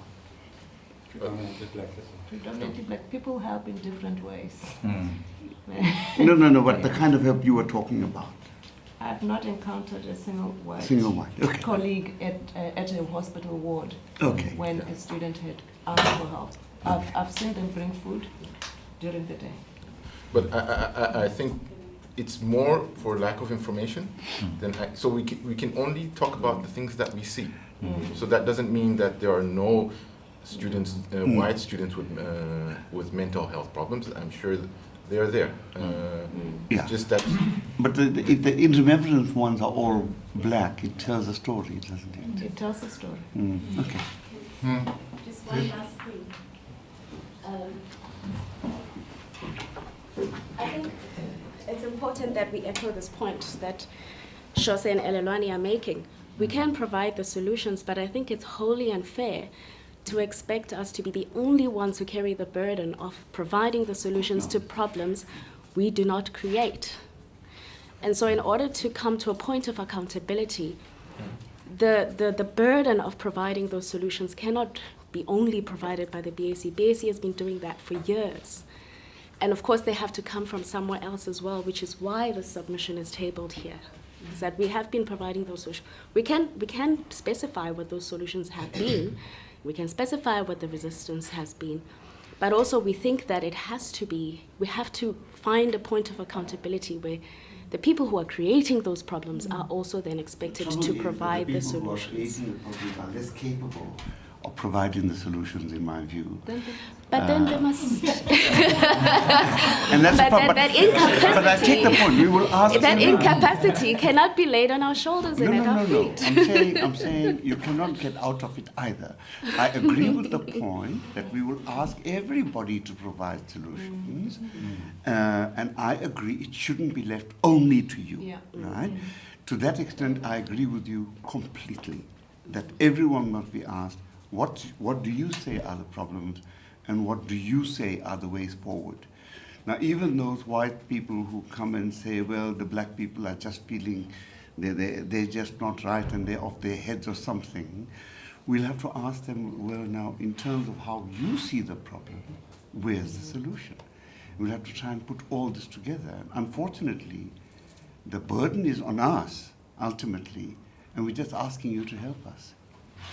Okay, we will be seeing other constituencies. Yeah. We'll be asking them. Thank you very much for coming. Where's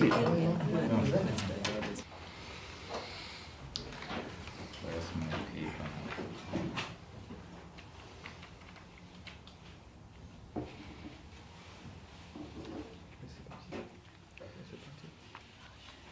It's Brian. It's Brian. Yeah, now what did you do with What's my... his surname again? Kamanzi. Oh, yes. I got it. Okay. Brian? Well, welcome. You have been here before. You are part of the group that has just left. We have got your submission here, rather longish. Hey, what happened to my paper? But please proceed. Okay, thank you. Was this on? Yes. Or- Yes. Yeah. Okay, my name is Brian Kamanzi. I'm a candidate master student at the University of Cape. Master student. So I've submitted some for grading. Department of Electrical Engineering, University of Cape Town. Involved in the process that led to the establishment of this process, which I'll speak to in a second. There are other people who've come to support or decided to sit in on this. Welcome you to contribute, but just to say that what I'm saying now is on my own accord or from my own perspectives, and then the other comrades who are here will be doing that from their own perspectives as well. So in the submission, I made sort of 5 basic summarizing points or in the email that I had sent through to Candice that I just want to reiterate, and will kind of structure some of the story that I'll be sharing with you today. But before we get into that, if you have the printout of the agreement made between Rhodes Must Fall and the university management through a mediation process, I think in August 2015, you should have that as a single page. I can read that out loud if necessary, the point that I'd like to highlight. But just confirm if you have a copy of that with you. You have a copy? Yes. Okay, Yeah. you found it. So it's, point number 3. In the event that no agreement has been reached, so this mediation agreement comes out of a successive wave of occupations that had happened after the removal of the statue, right? So the occupation that was initiated, I think on the 9th of March, or the 21st of March. 9th of March is the throwing of the poor on the statue. 21st of March, 2015, was initiated by a submission of a list of demands of 21, which never have to this day received a formal response, to which the removal of the statue was only but one. So the successive occupations that followed the removal of the statue were addressing some of the 20 outstanding demands. And point number 3 relates to something that will hopefully run a thread through the presentation. In the event that no agreement is reached during the engagement, and that's an engagement that leads up to protest, and disruptive actions arise directly from a protest, RMF recognizes that UCT management will take action, which may include disciplinary measures in line with the university, student and staff codes of conduct. In taking such any action, UCT management bears the responsibility to apply the rules in accordance with UCT's values and in the pursuit of justice. Now that last point is very important, because you have to understand, and if you look through the transcripts, which I hope this commission endeavors to do, because that's the first iteration of a process like this involving the parties concerned. Continue.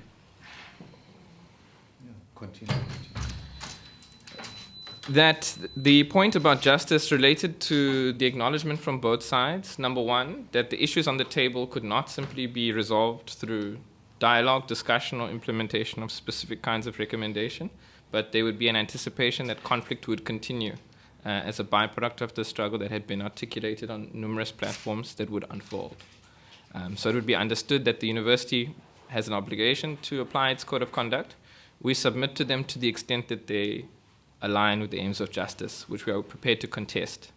So the idea of restorative justice processes was not something unfamiliar to the movement. It's something that we had embarked on with university management, but it was a tool that we reserved to use in the face of an acknowledgement that the structures and the disciplinary processes existing at the university were not suitable for dealing with structural problems and are not capable of dealing with things that involve collective action and attempt to individualize collective action into and characterize them as victims and perpetrators. So that's August 2015. During the period of August to September, Rhodes Must Fall movement is shifting much more towards aligning with labor, although that was one of the 21 demands that were submitted in March. And in September, a documentary called Outsourced was put up on YouTube, which can be seen. That's trying to raise questions about victimization, demands for dignified living wage, and so on. And a first attempt at a national strike is established on the 6th of October of 2015. On that day, a number of universities, particularly in Western Cape and Gauteng, had an attempted shutdown. In some cases, they were shut down, and an interdict was released. So at UCT, that was the first instantiation of what would become a chain of victimization, using the court and then the internal disciplinary processes. Now, as the movement gained momentum in a national context, in Gauteng, a call was made for free education, which linked the existing student worker demands to a broader call for a longer aim of free education that has been ongoing in the country for a long time. And then this became what most people understand to be fees must fall, but its local iteration very much had roots in occupations that had been happening consistently since March. So that is to say that many of the actions that we are talking about were in a very tense environment, and already by October, there's been continuous occupation since March. And so we have to understand some of the dynamics between the forces at play as being evolving and having a historical basis that deserves attention. When the struggle reaches its zenith, an insourcing agreement is delivered, and it's delivered to union representatives of Nehawu. The student demands that were given to the university were not formally responded to at that time, and essentially the actions such as the interdicts, which were often given at a moment's notice, were used to prevent certain types of meetings to take place, and attacks on occupations and spaces where students were creating spaces to reflect were actively shut down. And that's very important to cite because it's my belief that the shutting down of a space for dialogue is precisely what precipitated the events of Shackville, which this presentation is structured around. So after that point, the movement is somewhat split in half. The president then issues a national call for a 0% and the implementation of a commission that would then review the fee structure at universities, which then creates another fissure and splintering within the movement. A section of the movement continues to try and shut down the universities to try and agitate some sort of response for what the initial demands were. So at least in our local campus, really the burning issue to emphasize is that many of the demands, there were several attempts to make processes where a demand is articulated and we attempt to solicit or incite a response from management and then try to secure our victories. But what became clearer over time, especially as it escalated to a national context, is that the university had no intention of even acknowledging the existence of certain demands, and that vice chancellors had then taken a position of becoming politicians in the public sphere and trying to mischaracterize what people were saying and fabricating concepts like missing middle and so on. Concept like? Missing middle and so on, and never attending to some of the primary arguments that were put forward by multiple sets of stakeholders. There was a decisive shift in late 2015 after much public outcry against the excessive use of force, acknowledged excessive use of force by police on campus. At UCT that held special significance because I believe it was in the late 1960s where it was decided that police would never come onto campus again at UCT. So this was the first time that police were used since, I think, between 30 and 40 years on this campus. And it broke a particular liberal tenet that the university had held, that this was a space for dialogue and so on. It's no surprise that happens at the time where the levels of black participation in all spheres of social, political, and economic life at the university were at its height. So it's my view, and the view of many others, that it was never really an ideal that this was a space for dialogue and all those kinds of egalitarian values.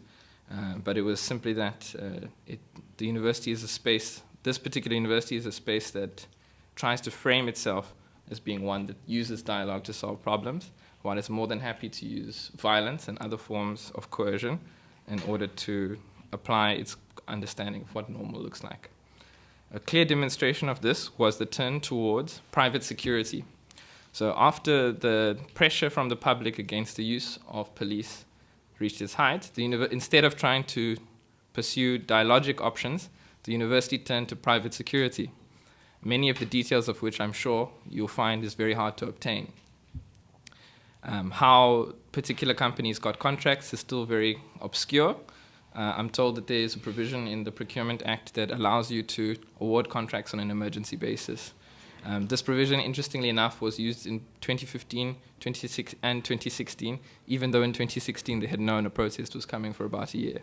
So it raises questions for me, and I think the Commission needs to take it up. What are the circumstances under which certain companies got awarded private security contracts? in UCT, in the Western Cape, and so on. I believe in 2016, 2017, it was made aware that certain companies made in excess of 30 million rand over the course of a month of protests. So I think these are critical questions for the public to engage on. Now, the implementation of private security created a number of barriers. One of them is that nobody understood how accountability would work. To this day, there have been no protocols for accountability for private security that have been published on the UCT website. That's because private security were never intended to supplant the use of public order policing, which is what UCT attempted to do. And this is the argument we've been making from the beginning. In fact, in the submission, you have a chain of communications that is trying to agitate for UCT to declare which companies have been used, which they have to do according to the CIRA regulations, but also that they were infringement of the Private Security Act. And it is my belief that the management, not my belief, it's fact, that UCT was acting illegally, and on many occasions knowingly acting illegally, that private security were bearing arms, they were unmarked, they did not wear bibs, they did not wear uniform, and when asked, they were openly antagonistic about their identity, all of which is illegal and non-transparent. It was only after agitation that the name of two companies on a particular year, so that was the late 2015, 2016, Vita Scholar and Solomon Investments. Solomon Investments, at the time, the Commission will have to do its research, was not registered as a private security company. It was used to secure Avenue House, which was next to Avenue Hall, which was occupied for several months. There was a pattern of intimidation and targeting of activists. So I cited two examples in the submission by a gentleman by the name of Stephen Ganga, who I'm told is UCT's private investigator.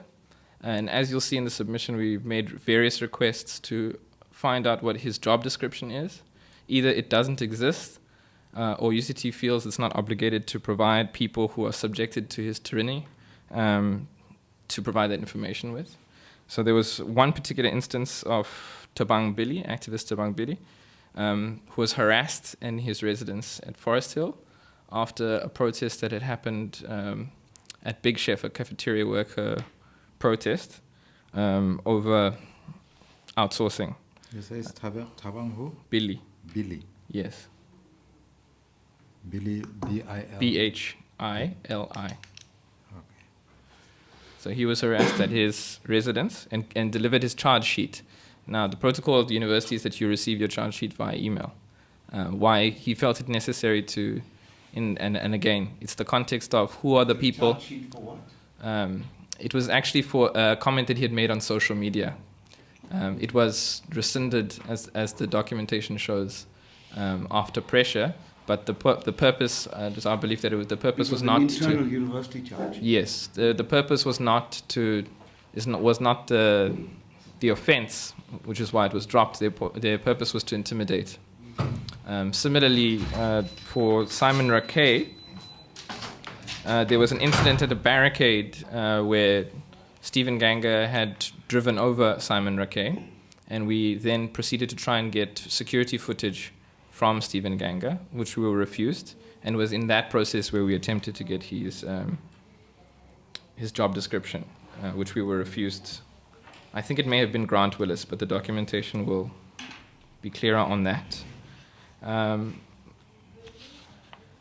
So by the time Shackville happens, and there's much been said about the accommodation crisis, I won't get into too much of the detail on that now. What's interesting to note is that I was there, by the way. Not only was I there, myself, Ruslan is also here, were among the 16 who were interdicted there. It was the second time that we had been interdicted. In this particular instance, not only was there no evidence, but there were UCT staff members there. There was a member of the president of the Student Representative Council, who was also seated as a sitting member of council, who presided over decisions that related to that interdict, which resulted in us being banned from the campus for a month. Now, was the interdict confirmed or discharged? It was confirmed. Then there must have been evidence, unless you say... No. Well, we didn't have a... By that time, we hadn't had a day in court for about a month. But the interdict, you see, my point is, if the interdict was confirmed, then either you say the judge was mad... What is confirming? Well, by the way, I'm not shy of saying things like that, so don't try and intimidate me by saying... I'm just asking. But I'm saying there's no need to use that. If the interdict was confirmed by a court... When you say confirmed, what do you mean? It was granted. Was it granted, and was it set aside afterwards? It was set aside around a number of people, myself included. So, the point. For some people, it was confirmed. Yes, it was set aside for myself. And they appealed right up to the Constitutional Court. Yes, I didn't have to go through that process because... I know. But I'm saying this is my submission. Listen, the point being is that there was a pattern of targeting particular individuals. Yeah. This thing happened in full view. The cameras are 360 degrees. Yeah. I stood there for hours. I watched, sitting with a member of council who was presiding over some of these decisions, banned for a month from this campus for no bloody reason at all. So you won the interdict, basically. I didn't win anything. I lost a month of my life and a number of other things. Yeah, but the interdict was set aside against you. Yes, that's correct. Okay. Carry on. So it was during that process where, through conversation with a number of people, I submitted first an essay and then drafted a petition that was supported by a number of groups within the institution, 1,000 signatories and a number of letters of international support, which I assume the Commission is aware of. It is actually the initial call for the Shackville TRC. And that is it's in the documentation. It was submitted in June, July of 2016. This was in open anticipation of calls for protest around the campaign that would then become Bring Back Arcadis, which led to another round of charges that this commission has had to deal with. Simply to say that the idea about restorative justice, the very reason why we're here, was initially presented by students, and it was never responded to. The only acknowledgement that we got from Royston Pillay was upon submission, and by consequence, one of the things that I want coming out of this process is a declassification or public release of all the council records during the period under 2015 up to 2017. I think that that's fair. I think that some of the... I don't understand that. The council minutes. Yeah. Because a number of these demands, so the thread of the conversation here is that we make demands, they're not responded to, then we get beaten up for stuff that they say that we haven't said, essentially, right? And there are patterns of violence that a lot of them relate to this veneer that there is a process of dialogue, often initiated by people who have less political options available to them. And then when you are not providing solutions in the space that has no power, you get beaten down and excluded from the institution. That's essentially the narrative that I'm putting forth. What is the position presently with minutes? You can request for certain minutes, but you may not receive them. I don't know I'm not learned enough to say what the obligations are around that. You don't know if they are regarded as a general... I have asked in the past for specific minutes, especially when they've related to things that impacted decisions that affected some of our lives, and haven't received them. So I don't know what the legal options are. I put that to you, and just to say that I think that some of that information needs to come out, and some of that information about how certain private security companies become in the mix. Presumably, those kinds of decisions circulate through council. And a number of these issues around communication relate to that.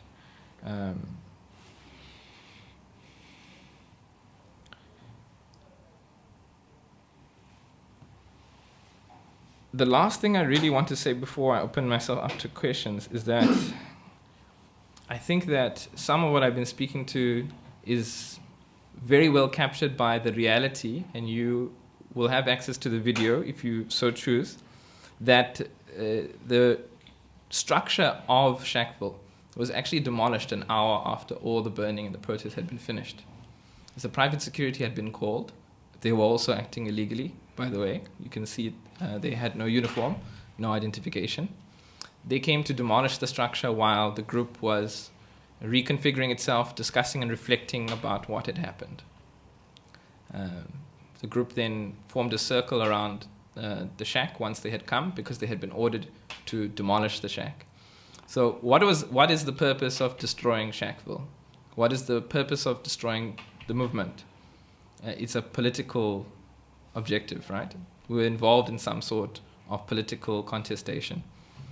The basic message carried right through some of the documents and essays I've given you is simply to say that myself and many other students who participated do not see dialogue or these kinds of dialogues as having the capacity to transform or change the institution, but recognizing that it can operate as a tool to open up certain aspects.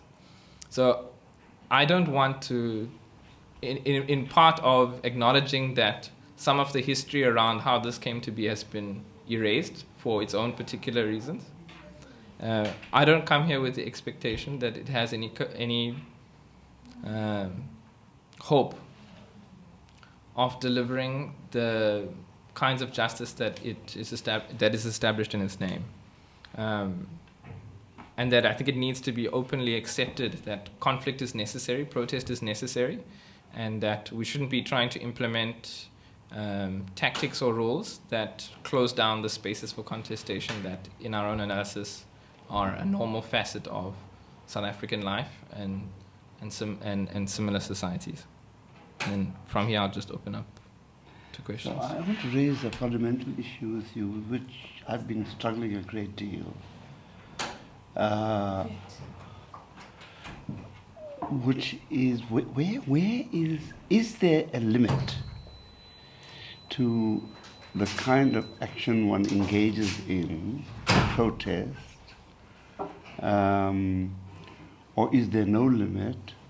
What is your vision for how far you can go to protest, what degrees of violence you should be able to employ, how much of arson you should be entitled to cause, or are there some limits and so on? Now, I agree completely that to the extent that the actions of the security forces bring a reaction from students, it's a different, more difficult question. But just at this level of question, in this era, are there limits to actions that students can engage in for the purpose of achieving change? Are there no limits? Yeah, I mean, I think that I understand where you're coming from. I think I receive it as a facetious question. And one of the reasons why I receive it that way is because the opposite question is really at the center of it, is that how far is the state or the university willing to go to misrepresent and to suppress certain kinds of questioning? Absolutely. So, but hold on, I'm answering your question. You asked it, and you're answering the opposite. No, I'm not. Yeah, carry on. I'm answering the question. Yeah. Which is, I challenge you to find any instance of arson where there were not bullets on the ground of that particular campus. Is that your answer?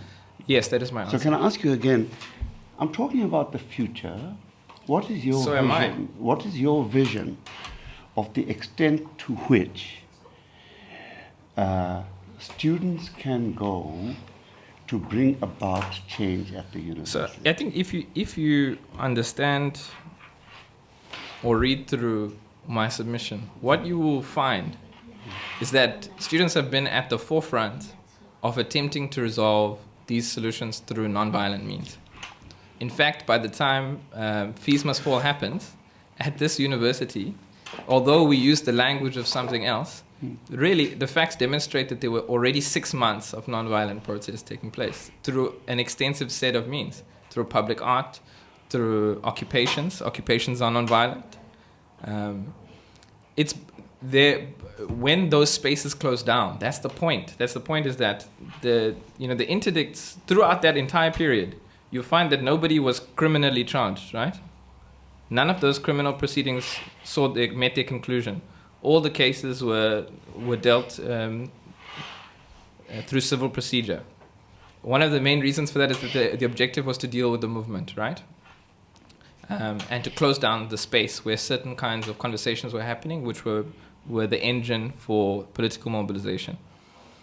So really, what we have been attempting to do, the reason why we suggested restorative justice in the process, in the first place, was because we have been attempting as far as possible to find constructive solutions so that we can also build the movement or build spaces where we can try and advance some of these aims.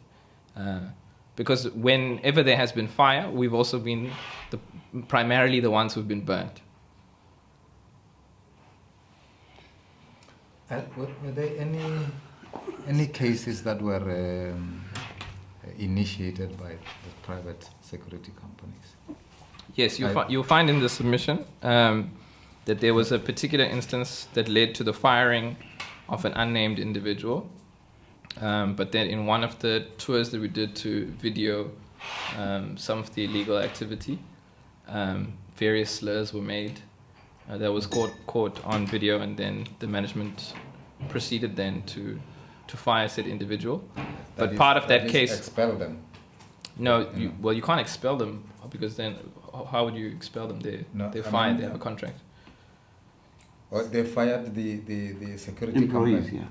Yes, no. The individual. So basically what had happened was we were collecting evidence, which we eventually submitted to CIRA, documenting how UCT wasn't complying with the Private Security Act. And in one of those particular evidence gathering missions, as given in the submission, there were individuals who had been making slurs, targeted at me. In this particular instance, they happened to many other people, but then management found a perpetrator and then disciplined them. But the basic point was very simple, which is that they don't have a measure of accountability. When something happens, so for example, when somebody gets shot, there's no way of finding out how to deal with the issue because they don't even have name badges, right? That was the whole point about why we were saying, at the time when Shackville happens, the university tries to proceed with the transformation dialogue, which is my view that the university is attempting to use this to perform. Mm-hmm. That the transformation dialogue had all the stakeholders, which was meant to validate Max Price's self-aggrandizing transformation vision. So when that process started to collapse, was precisely at the moment of Shackville, because they tried to have a discussion. They tried to use that space to create the policy for private security use. Problem is, including myself and a number of other people, it was our material that they were using to have that discussion over, the people who they had just thrown out of the university. So students went, disrupted that meeting, and never met again. Are there any students who had charges preferred against them by security companies, or which were initiated by security companies, private security Charges? companies? Yes. Charges like through what? Because that would have to be through the courts. None that I'm aware of at UCT. No. They might have to go through the court or through the university. The private security can't do that because the code of conduct only applies to students and staff. Yeah, no, that's what I was asking. Whether there was, did they, beyond the violence that they perpetrated against students, I was checking if these private companies that were called on campus ever caused charges to be preferred against demonstrating students. It's not that I'm aware of. Not that you're aware. So the envisioning of change, I want to get back to that. Obviously, the ideal is for students to be able to exercise a measure of pressure and for the other side to be responsive. The dispute would always be that the one side will blame the other. Students will say admin was all wrong, management was all wrong, management will say students were all wrong. And somehow we've got to cut through all this to see where to go. is there anything that we can recommend for the future in relation to admin conduct and student conduct, which will help to facilitate change in this university in a positive way? Yeah, look, I mean, I don't think that's number one, a much longer conversation. That's not really why I'm here. And I've written at length and submitted those documentation attesting to why I don't believe this is the platform for that kind of discussion. It was my firm belief that this process would be best suited dealing with the specific events leading up to Shackville, because that's the context that it emerged from, and that all other tenuous strands that related to it would not only be difficult to nail down, but would ultimately be so insufficiently described that any implementation of those recommendations would not be in consultation with all the millions of people who actually have a stake in this institution. So, I mean, simply to say, participation in this space is just to keep a space open, to have testimony, to have this on record, but that an open acknowledgement that these kinds of struggles are necessary. And historically, this is precisely what happens under conditions of inequality. So for those of us who support those kinds of action, it's to make sure that the young people involved don't have their lives permanently destroyed by mere participation in those effects, and then to limit the kinds of lashback that naturally come when you don't win. So it's an acknowledgement that we're sitting here because it wasn't a victory as such. Is the nature of the participation an issue or not? It is and it isn't. It is and it is and it isn't. So I'm fortunate enough to sit into the BAC section. It also demonstrates how the university's attempt to create a cavity between sort of good black activism and bad black activism often just simply means that the modes of disciplining are different. So one may happen via an expulsion, the other may happen by being shouted at as something in a corridor of your department when nobody's there to hear it. Would it be fair to summarize that there should be no limit, as far as you are concerned, to the nature of student action in trying to achieve change at this university? In other words, anything that is warranted, provided that the management is unresponsive, you've got to go as far as you've got to go. My response to that, again, is that is a totally facetious response, and that when either you, the administration, or the state decide to bring the military, as is the case all over the world, the students at the time will throw them out. I don't follow that. It's not a question about whether or not there is a limit.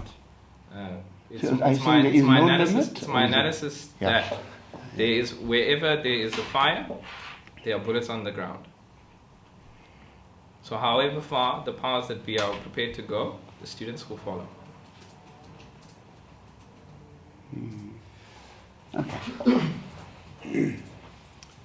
Okay, any more questions for Brian? And I will reserve the liberty to revert to you. Unfortunately, I was late this morning, so I don't want to ask questions on a submission I haven't heard. Okay. With Chair's permission. No, yeah, here's got a written submission, so which we can revert to. I will review also the recording of the session. Yeah. And then get back to you if I have questions. Okay, Brian, thank you very much. Thank you. Okay, you've been around, you know the drill. You can speak for 15, 20, and if you stretch it up to 30 minutes, and then the other 15 minutes we could interact with your presentation. Okay, thank you. So my name is Thierry Chinyoka. We made a joint submission here with Hao Nadoba. We're both lecturers here at UCT, and we're also members of the Black Academic Caucus. So some of the issues that have been raised by the Black Academic Caucus, we might just end up doing a joint resubmission with the Black Academic Caucus. So that's especially, for example, the first issue with the appointment of academic heads of departments, because the university structure is built around that. See, the HODs hold so much power within the institution. So everything that you have to do as an academic has to have some approval of some sort from your HOD. And so even now, for example, if I feel like I need to apply... Sorry to disturb you, but can you just give me some idea of how it works? Where is the head of department situated in the chain, you know what I mean? Who's on top and who's next and who's next, so I understand it a bit. Okay, so the University of Cape Town is structured into about 6 faculties. Each faculty has multiple departments. You just heard that we have over 100 departments. And then in each department, the head of that department will be the head of department. And then they would report to the dean of the faculty, and the dean of the faculty reports to a deputy vice chancellor, who now reports to the vice chancellor. And the head of department will have under him or her? So under the head of department, that's where you have the academics in that particular department. So for example, I'm in the mathematics department. So the 34 or so academics in that department, we all report to the HOD. Senior lecturers, junior lecturers, they don't have a whole lot. And what's the varying size? I mean, some departments have 30, 40 people like yours. Yeah. And the bigger ones? So those would be actually the big departments with the 30, 40 academics. The smaller ones will have maybe about 10 academics. Okay, and so thanks. Yeah. All right, so the heads of departments hold so much power. So like I was about to say that, say in my faculty, for example, if I need to do anything, to go to a conference, to apply for funding, to get promoted, that would have to be supported by the head of department. Right? And then the problem that we're raising is that these are positions that are almost handpicked. They don't follow the selection committee processes that any other staff member is subjected to. So as a head of department, you can just be handpicked by the dean. And the dean can just speak to the vice chancellor. They decide we're going to appoint this particular person. I'll give you an example. In 2015, I decided to run for HOD in the mathematics department. And then first I was told that you don't qualify to be HOD, and I asked, why do I not qualify? They said, you are not a senior lecturer. And I said, why do I need to be a senior lecturer to be HOD when we have a vice chancellor who doesn't have a PhD? I have a PhD. I'm a qualified academic. And then after that, then I was just told, then, okay, you qualify. So we're going to put your name in the hat. So, and then the next stage was just that, okay, we're going to have a vote in the department to see. A vote? Yes, a vote. So the members of the department would now, the 34 or so academics will vote as to which person they prefer. But that's what we are contesting, that it makes no sense in a university that is demographically unrepresentative. So if I have faculty which is almost 100% white, and then we are trying to transform, then I'm subjected to a vote to me that is nonsensical. It makes no sense. So, and it especially does not comply with the EE legislation that any position has to be subjected to a selection process that complies with employment equity legislation. So this one does not apply because then the HOD, the dean is a one-person selection committee. They are the chair of that committee. They are the EE rep in that committee. They decide who they want. So they can, like I said, just decide, okay, I'm going to look at votes. And then from those votes, I decide who I want to make as HOD. Right? So we challenged those from 2015. I was told that, okay, so there is a committee that has been formed to now relook into the appointments of academic HODs. But up to this date, nothing has happened in that direction. We told that it's still work in progress, but to me it's unreasonable for a process like that to go on for such a lengthy period. Right? So that also ties in with the issues around the deputy deans that has been raised by the Black Academic Caucus, but I'm not going to go into that right now. So the next issue I just want to go into is the is the issue of appointments of senior executives. So that's deans, deputy vice chancellors, and the vice chancellor.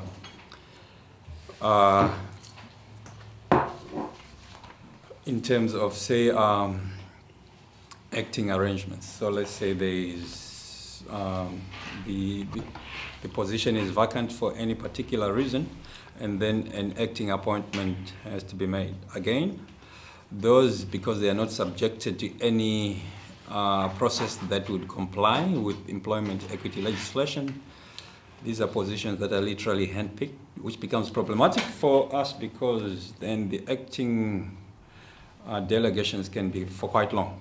For example, right now in the Faculty of Science, we have an acting dean who's been given 18 months to act. And the biggest problem being that, you see, that acting dean, she went through the process to, so she had applied for the position together with, so she's a white woman, white female professor, and she had applied for the position together with 4 black professors. All 5 candidates were found unappointable.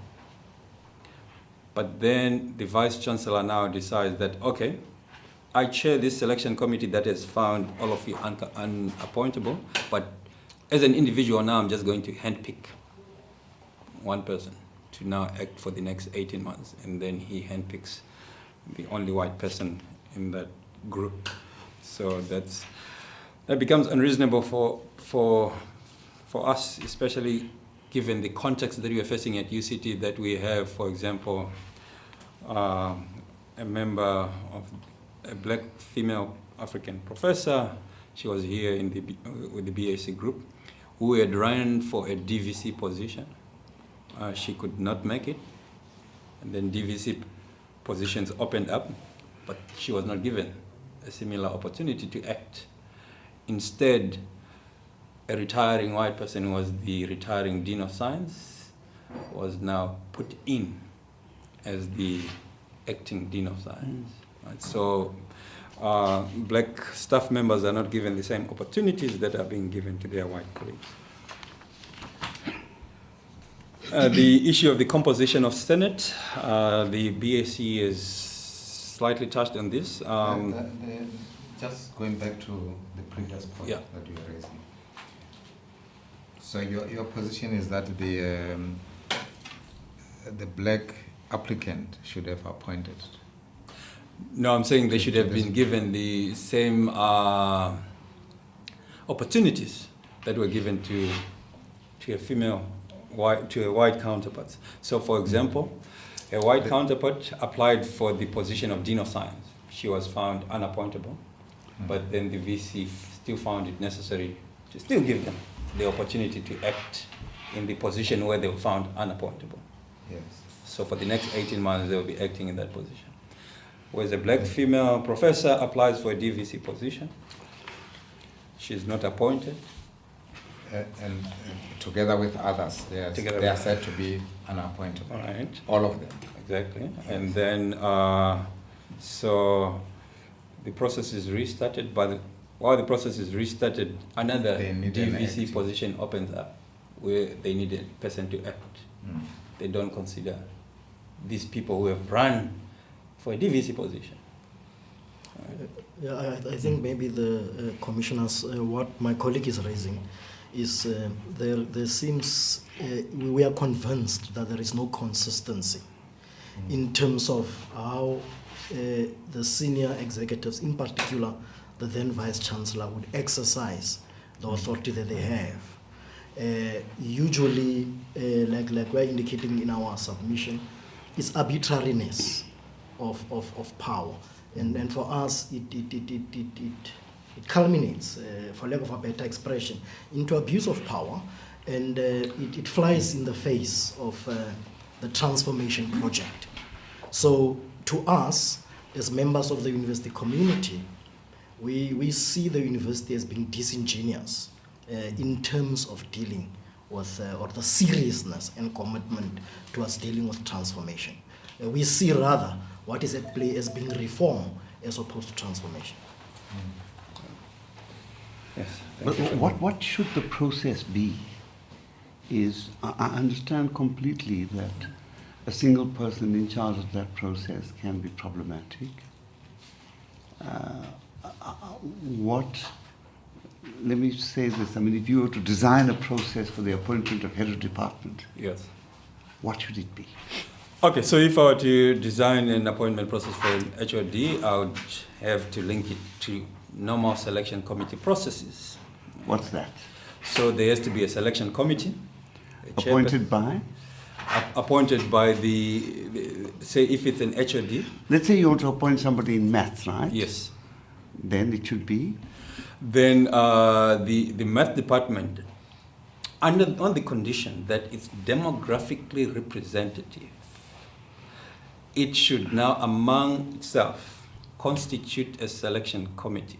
Right, with the chairperson and EE representative and other members of the selection committee. Okay, but my problem is how do you balance it? Let's suppose now in the maths department, you mean you could get people from other departments to get in if there are not enough black people in the maths department? Yes, so because that ties into a point that we're going to make around selection committees, that the way the selection committees are functioning at UCT is just mechanical. So let's say there was a committee of 7 people. How many of those you think should be black? To me, it should be representative of the demographics. So first, the university must represent the demographics of the country, and once that happens, then the decisions that are going to be made by structures within the university, including selection committees. No, I understand that. Yes. If the university is representative, the problem solved. Yes. At the moment, it's not. So how would you make them now is my problem. Yeah, so then if I were to have to choose a selection committee of 7, I would not do what the university is currently doing, to just say, we just look into that department, we just pick a random list of 7. What would you do? If it were me, then I would have to look around the university to find people who would balance the selection committee so that it becomes, at least at the very minimum, demographically representative. Of the country?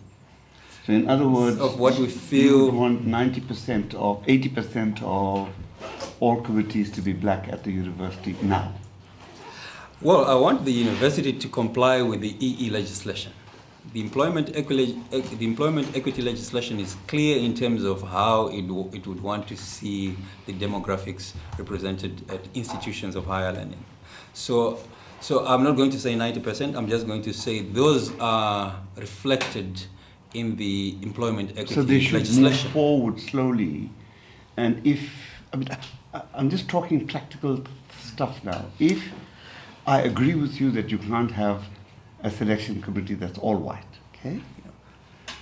With so few black people at this university, with 15% local black African people, I would say that if at this stage the university says, okay, a third of all our selection committees must consist of black people, that may be an interesting move forward, or you think not?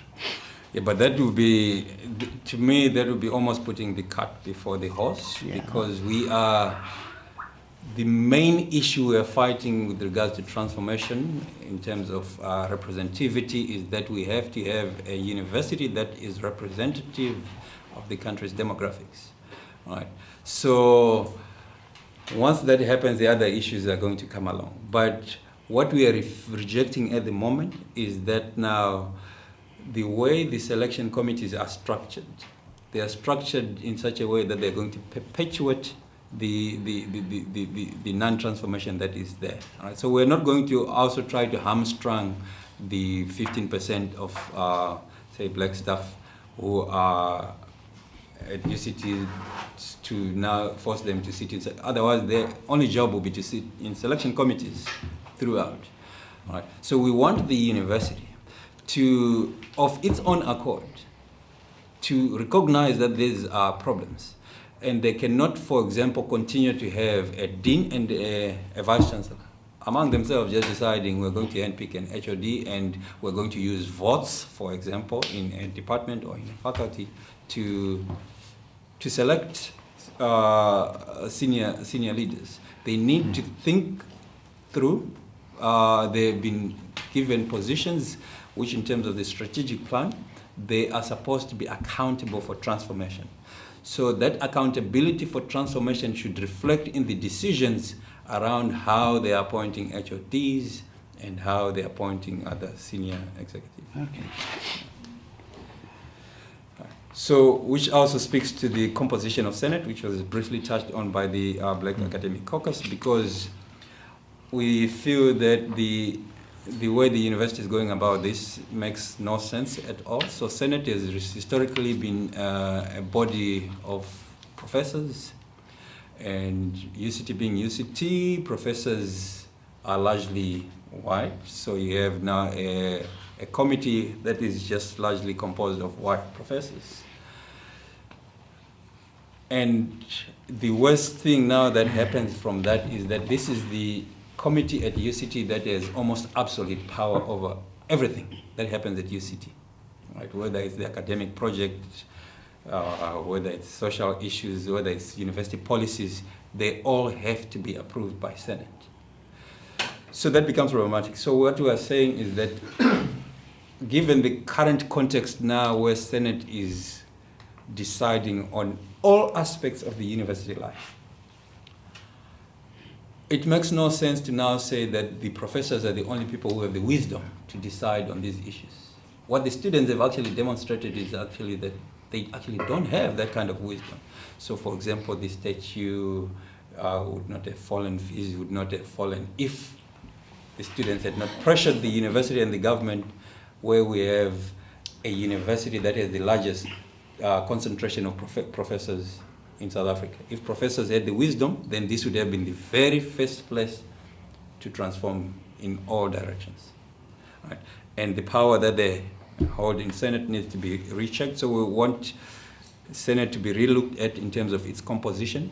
Its functioning is now clear, that it touches all aspects of the life at university. So the composition must also now reflect the composition of the university that we hope to achieve. Right? That it's a demographically representative university. So if it's a university composed of largely lecturers, then they are the ones who should be constituting Senate and making decisions for the university, because that's what the university would have at that stage. Right? So students should be properly represented, marginalized groups should be properly represented, which is not the case right now. Mm. Okay, so the issue of selection committees we have already touched on. Recruitment strategies, again, I'm just going to briefly touch on this, because recruitment strategies for academics, for example, the power is given to the faculties, and the faculties decide in their own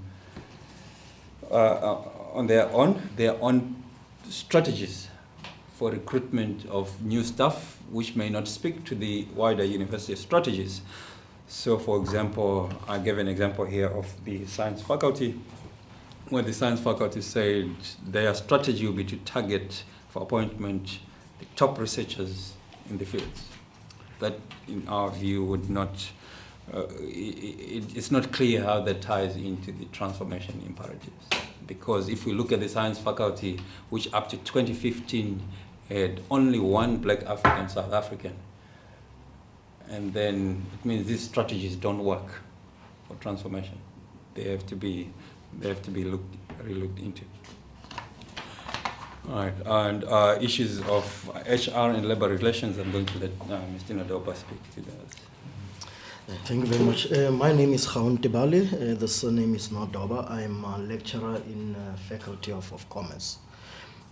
Maybe before one talks about the labor relations issues at the university, is to just put up front that the university follows more a decentralized management system where powers reside in faculties. Like my colleague has indicated, when it comes to appointments of, say, the staff, academic staff, it would be driven by the faculties. So there would ordinarily not be consistency in terms of how things are done, even though through HR would be represented in all of them. And HR has been split into clusters that would now be allocated to the various faculties for them to be able to have the oversight role in terms of whether the HR policies are followed. Now, the problem that we have identified, I also, the two of us, we also serve, in addition to being academics, we are also wardens of university residences. And as a warden, you belong to another sector of the employees at university known as the pass staff. Now, what we have... What does that mean? What is it again? Professional administrative support and services. Oh, I see. It's not the concept. It's, okay. Sorry. It is understandable, Justice. Yeah. Now, we have identified that through the policies, the HR policies of UCT, they are discriminatory against pass staff. I will cite one example.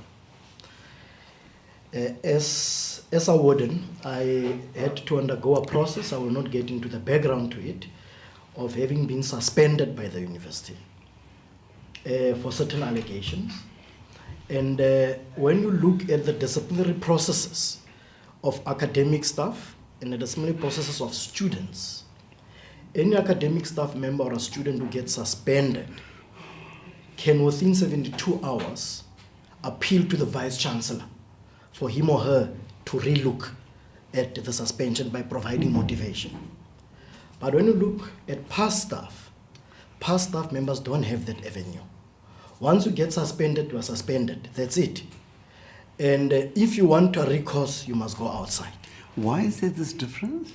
That is precisely the point of saying this university, as much as it claims from the level of executive management with an executive director of HR, their policies are not in sync with the labor relations in terms of treating all employees equally. So why do they say they make the difference? They acknowledge the difference. They for instance, I'll come to that, Justice, because we then appealed the matter to council, and then council ruled. After 1 year, 2 months. It took council 1 year, 2 months to rule on the matter, which is also another issue that we'll get to talk to about this council itself of this university. As like for instance, Brian had indicated, the issues of decisions being taken, us wanting to demand that the minutes and so on be made available. But I will not get into that matter. So the issue is past staff members are discriminated against by the HR policies of UCT, and it's known.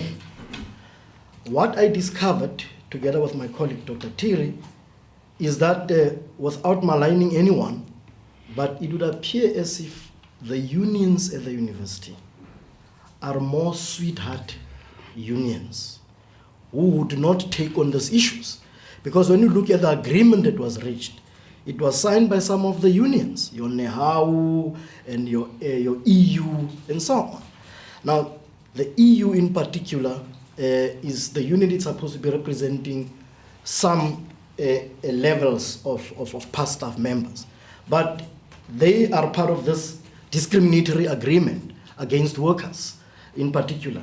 So we then felt that we are not going to engage unions, so then we approached the council of the university directly on this matter. Now, what we talked to was the issue of the dysfunction of HR. Because once there is a policy like that in a university that claims to be a transforming university, then something is seriously wrong. It then also explains some of the problems that the university was grappling with in terms of insourcing workers, but that's not our submission. So the point that I'm getting at is it had to take me to then go outside commissioners, and I think I spent something like 150,000, if not 160,000, fighting the university outside to get my suspension uplifted, which I did not succeed. I went to the labor court. The labor court threw the case out on a technicality. I had to go back to the CCMA, and in all that process I had to pay my advocate money. And when we lost at the labor court, we lost with costs, so I had to pay the cost of the university, money that I don't have. Suffice it to say, when we then submitted to or then in the process we appealed to the Vice Chancellor to make him aware, Mr. Price, to make him aware that the policies are discriminatory. Now, as Vice Chancellor, even though we know the rules are saying we cannot do that, but we're bringing it to your attention. Then the then Vice Chancellor said to us, rules are rules. He's sticking to his stance. There is no avenue for past staff members to appeal when they are suspended. We said, but Vice Chancellor, this flies in the face of consistent labor relations. We hit a brick wall with the Vice Chancellor. Then we wrote to the Chair of Council. And it took the University of Cape Town Council 1 year, 2 months to respond. We kept on reminding them to say, I'm now getting harassment as a result of you not acting, and it's being opportunistic. Nothing happened. Which then means if you are a past staff member, you are thrown under the bus. It then explains why past staff members at UCT are so passive in terms of issues and not wanting to take on the university. Because if you don't have the wherewithal, it just happened that I'm an academic. I had to dig into my own reserves to fight Goliath.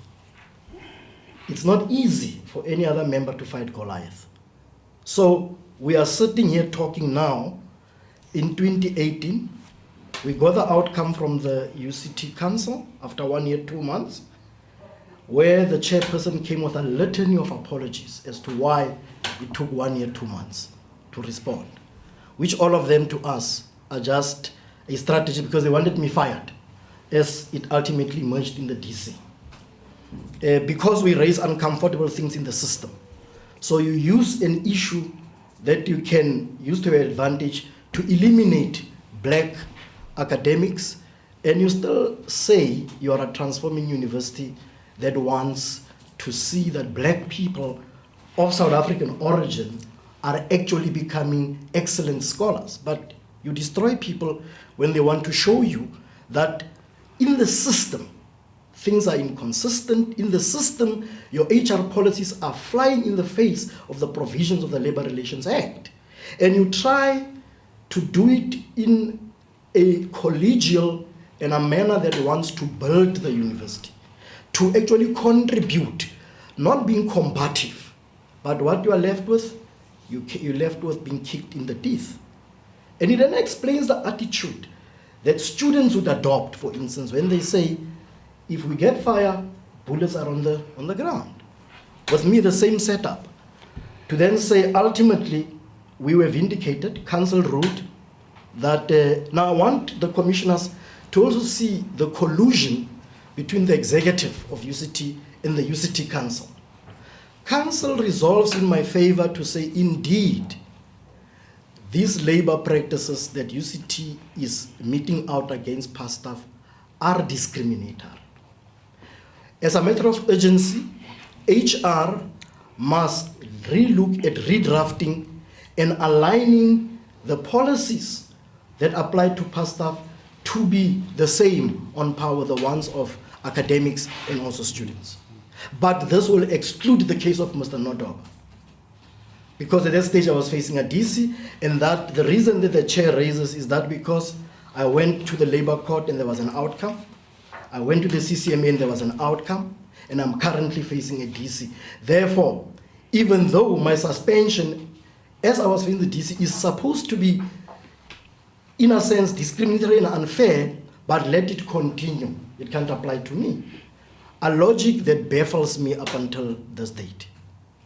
Fast forward, cut a long story short, on the 26th of July this year, I got the verdict to my disciplinary hearing, and lo and behold, like I held from the beginning, this was a frivolous, unjust, malicious, vexatious, and vindictive DC on both counts, having moved from 12 counts to only 2.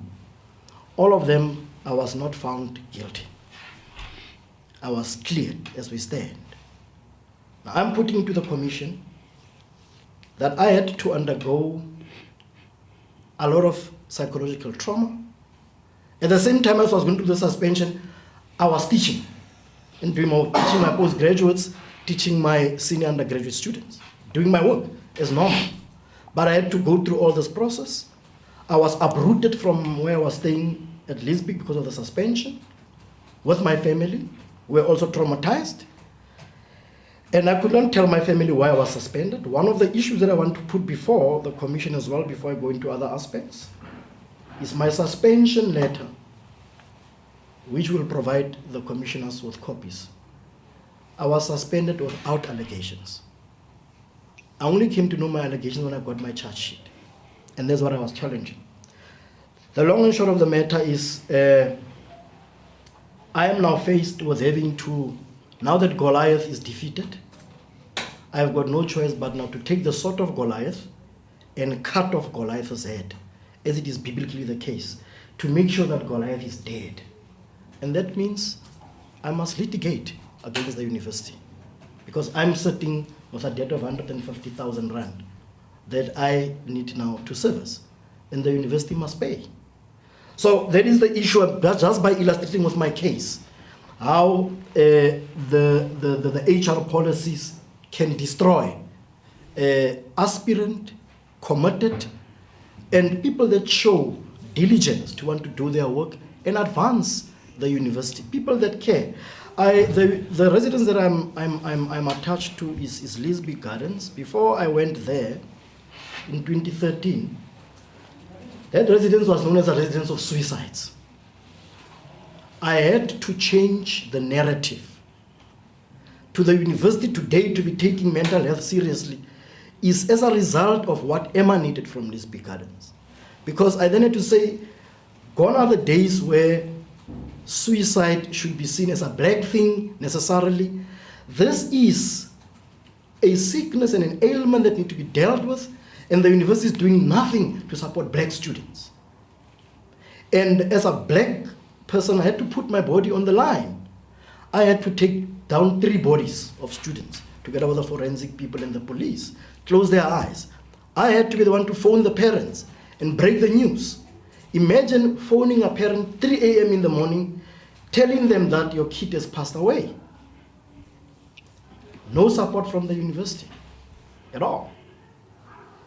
But that was just by way of trying to illustrate some of the issues. Now we would really like, in our submission, we go into great detail about what we suggest, Justice, because you indicated earlier on that we must come up with solutions. We are suggesting what we think are the areas that the commission should try to look at in terms of trying to help us to come up with solutions. Now, one of the issues that again comes up, why we say there is a dysfunction with HR and also that black lives don't matter at UCT. I want to illustrate. The university doesn't hesitate to take black students to the USDT. USDT stands for the University Student Disciplinary Tribunal. There was a case of one activist of the RMF who had an altercation with a colleague, female colleague, white female colleague from the mathematics department. Immediately, without hesitation, after that colleague complained, the university immediately subjected that black activist to disciplinary processes. That activist had to end up going to the High Court to defend himself. Another incident involves another activist of the Forest movement, who's a female, I'm withholding all names, who had an altercation, I think through social media and so on, with a white colleague who's a head of department of philosophy. And that white colleague complained, and the university was... Sorry. Hi. This is it's for the ratings, the developmental. Yeah. Sorry.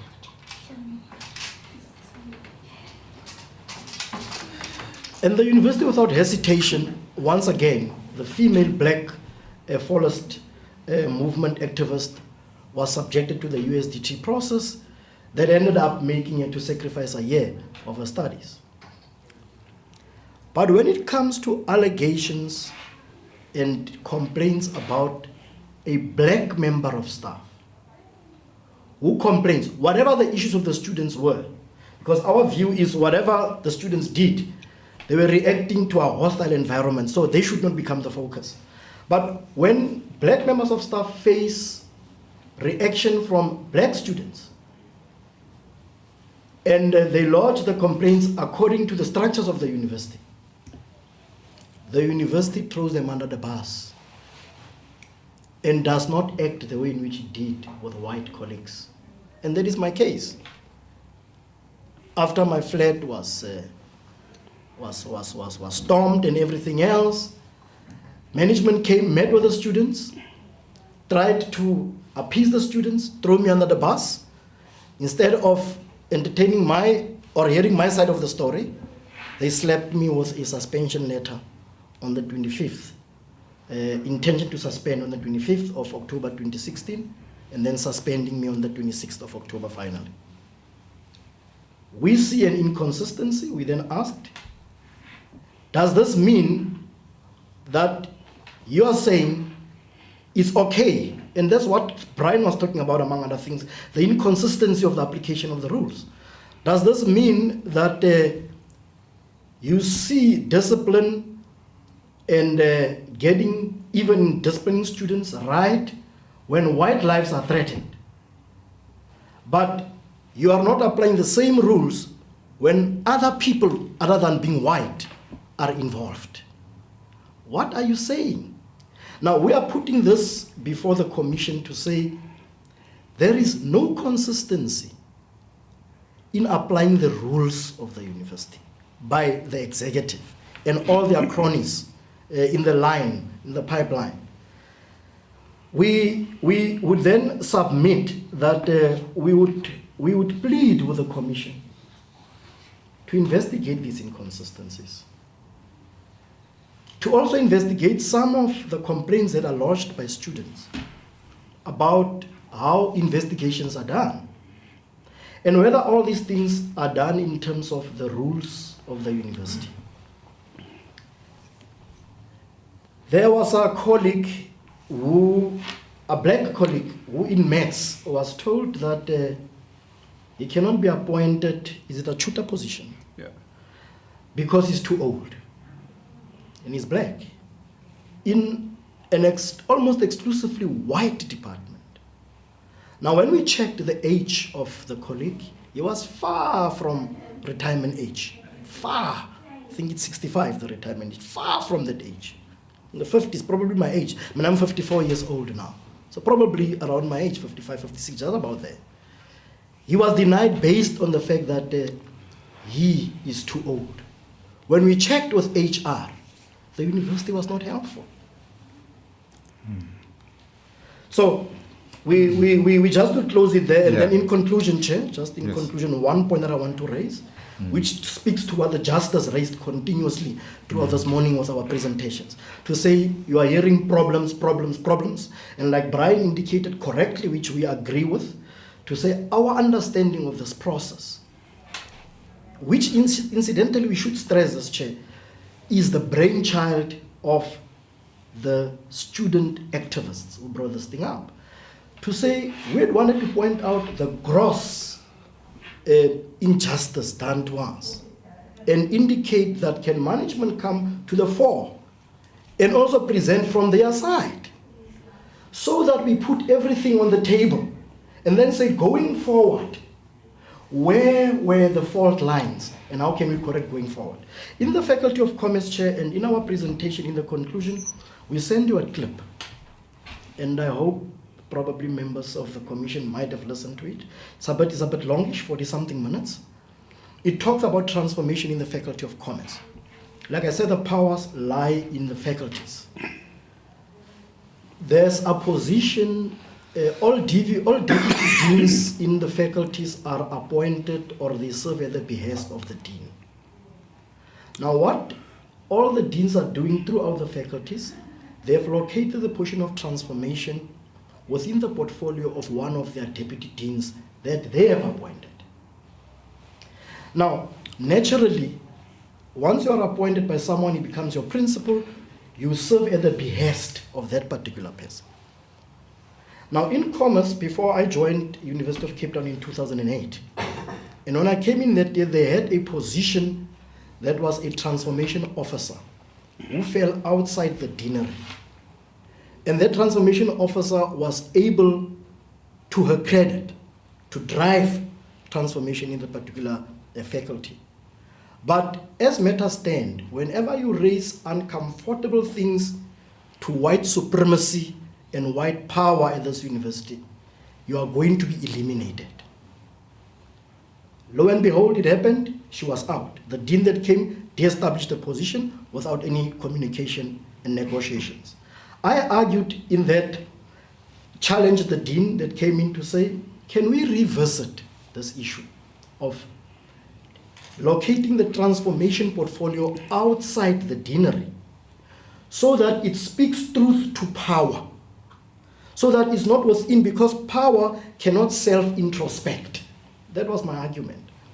And I was then asked, as it is the case, to write a motivation, which I did. And then there was a public hearing before a Vula poll was set up for me and the dean to come and put our arguments across. And I argued to say, and I pointed, and in that clip, I provide all the necessary references and information that members of the commission can listen to, that what we see at UCT in closing, UCT, with all the documentation that it has, UCT is a university that is committed to reform and not to transformation. What it does, it comes up with what we call strategic interventions to tick the boxes. But the problem at UCT is systemic. The systems are the problem. And up until we deal with that, you can change personnel. I can say now, we've got a black vice chancellor.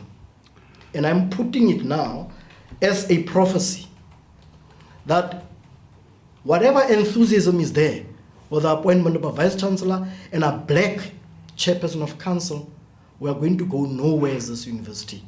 We'll talk after 5 years. If we don't change the systems and we don't fight and confront gatekeeping head on, if we don't cut the head of Goliath, let us forget. What we do here is Goliath is lying prostrate. Goliath is very, very in charge with his lieutenants. That's why we cannot attain transformation.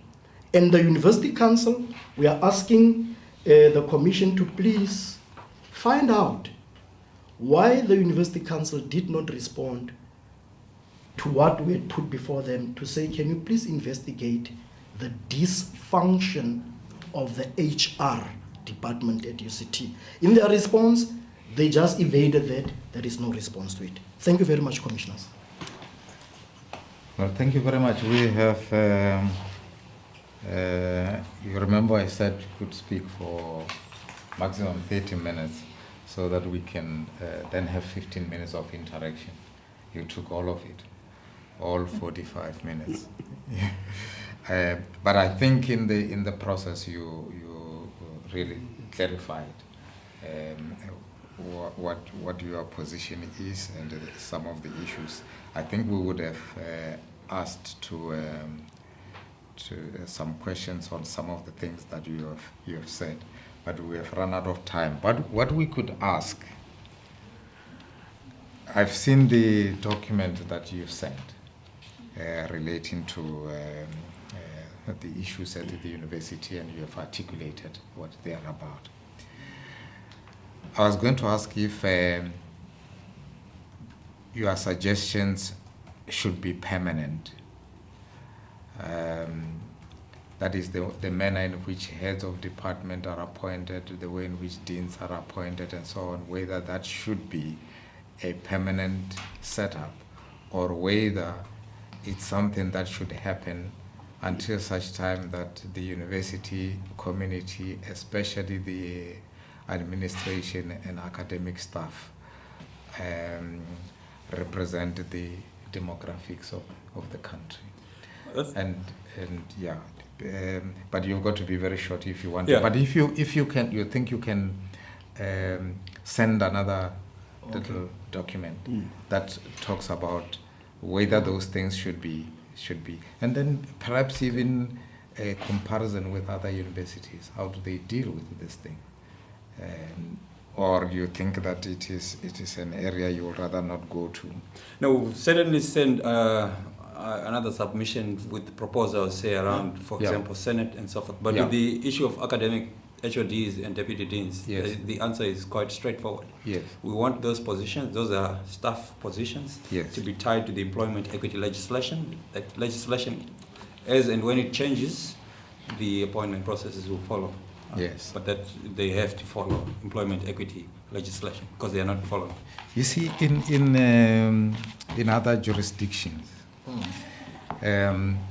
people have been pleading that they are unable to satisfy or comply with the EE legislation because they cannot find appropriate people.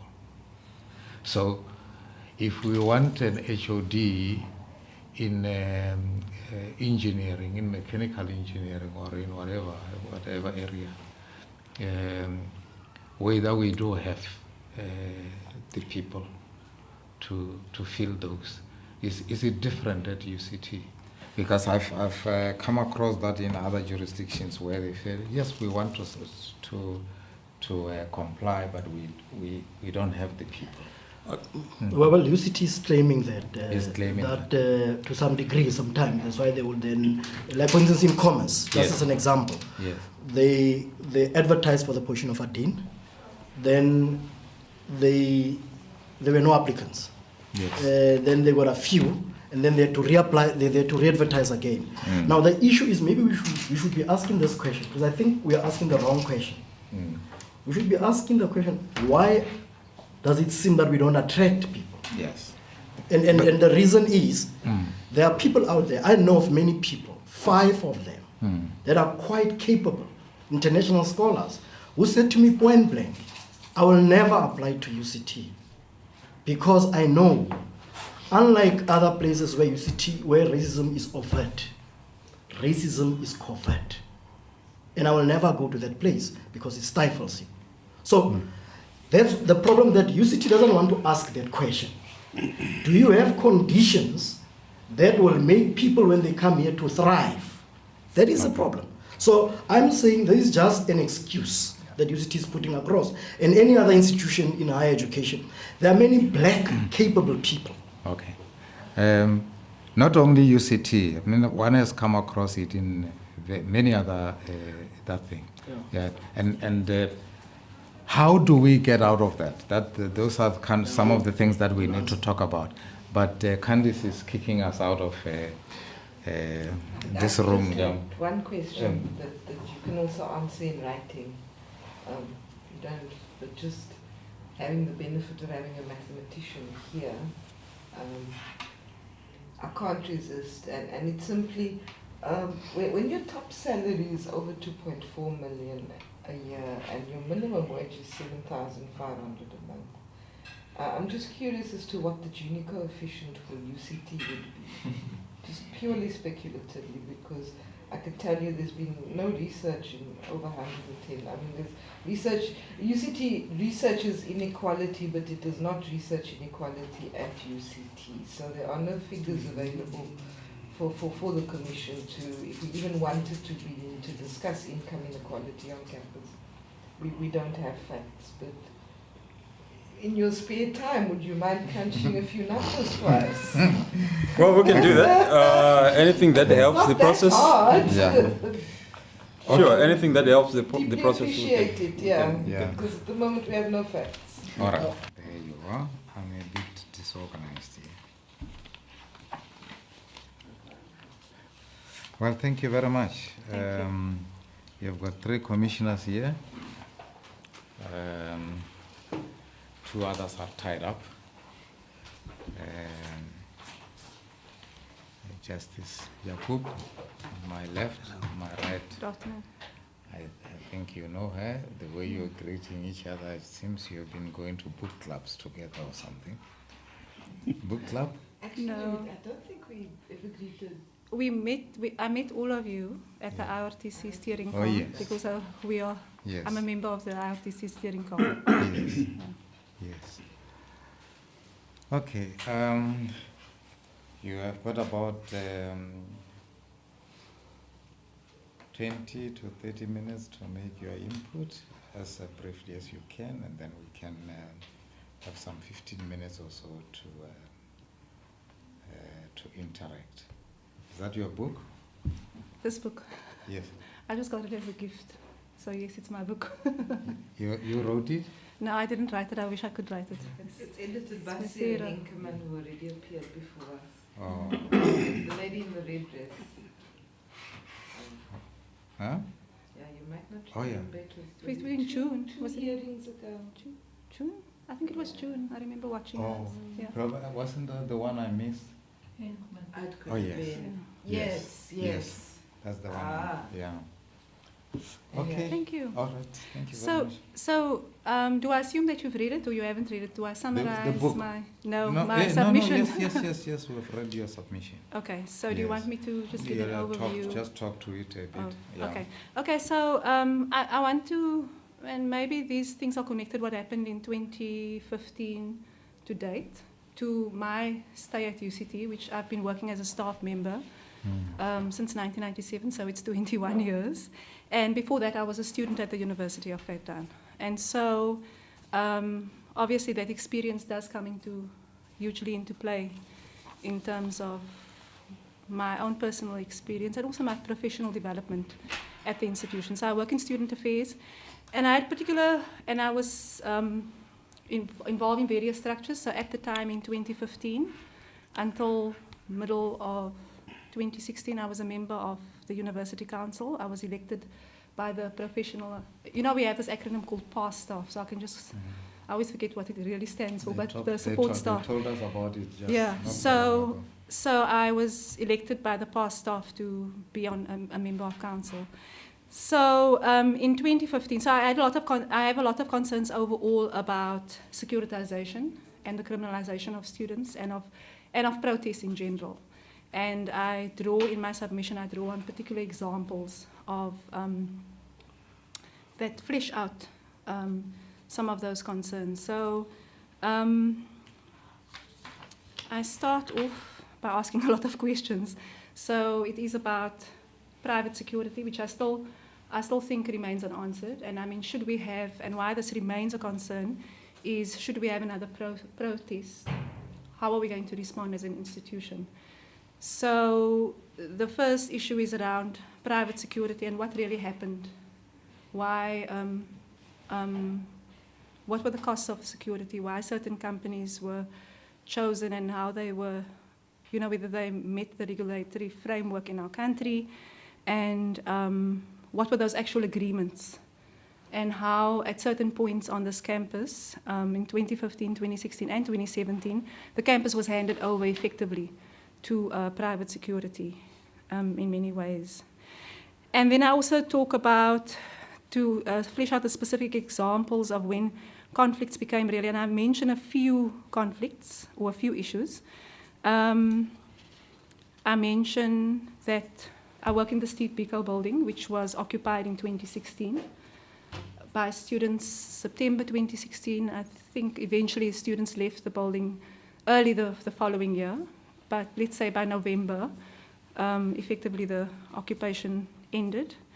But the way security was deployed in the building, and for me as a staff member within that building, and having witnessed how private security at the time, it was Vita Scholar, and how, even as a manager, because I also happen to be a manager, and how even I often felt as a manager, I didn't have any say-so in how the building was accessed, but yet I would be held accountable for things like access control. Normally you would be held accountable for health and safety or what happens in the building. But when you hand over a building to a security company, then obviously it means that your responsibilities fall away, and that was never properly communicated. And then I speak about the particular incident that happened when I witnessed watching a video, and I was in the UK at that time, when I saw how students outside my office door were being cornered by Vita Scholar.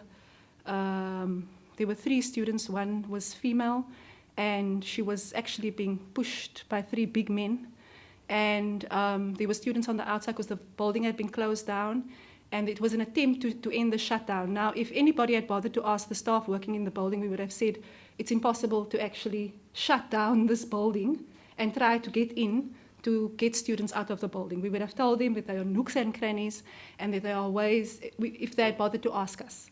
So somebody gave the instruction for security to go in, and in that process, students and staff were rather traumatized by this attempt by Vita Scholar. In the process also, there was a lot of racial profiling of students and staff that we experienced. So to enter the building, and I myself experienced this in a different building when we were asked, white staff members wouldn't be asked to show any identification, but staff or students of color were always seen as suspicious and were asked to identify themselves.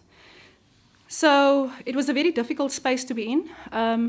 And even though we, as staff members, we just about that occupation in itself, and there are probably many other staff members who can talk, but I don't know if they've made any of them have made submissions. But certainly for myself, it was a very difficult time. We found a way of coexisting with students that were occupying the building. And in fact, it was very important, given not only our role as student affairs, but also our relationship with students, that we maintain some kind of relationship and communication with students. So students would ask us to, very practical things to do, some very practical things to assist them.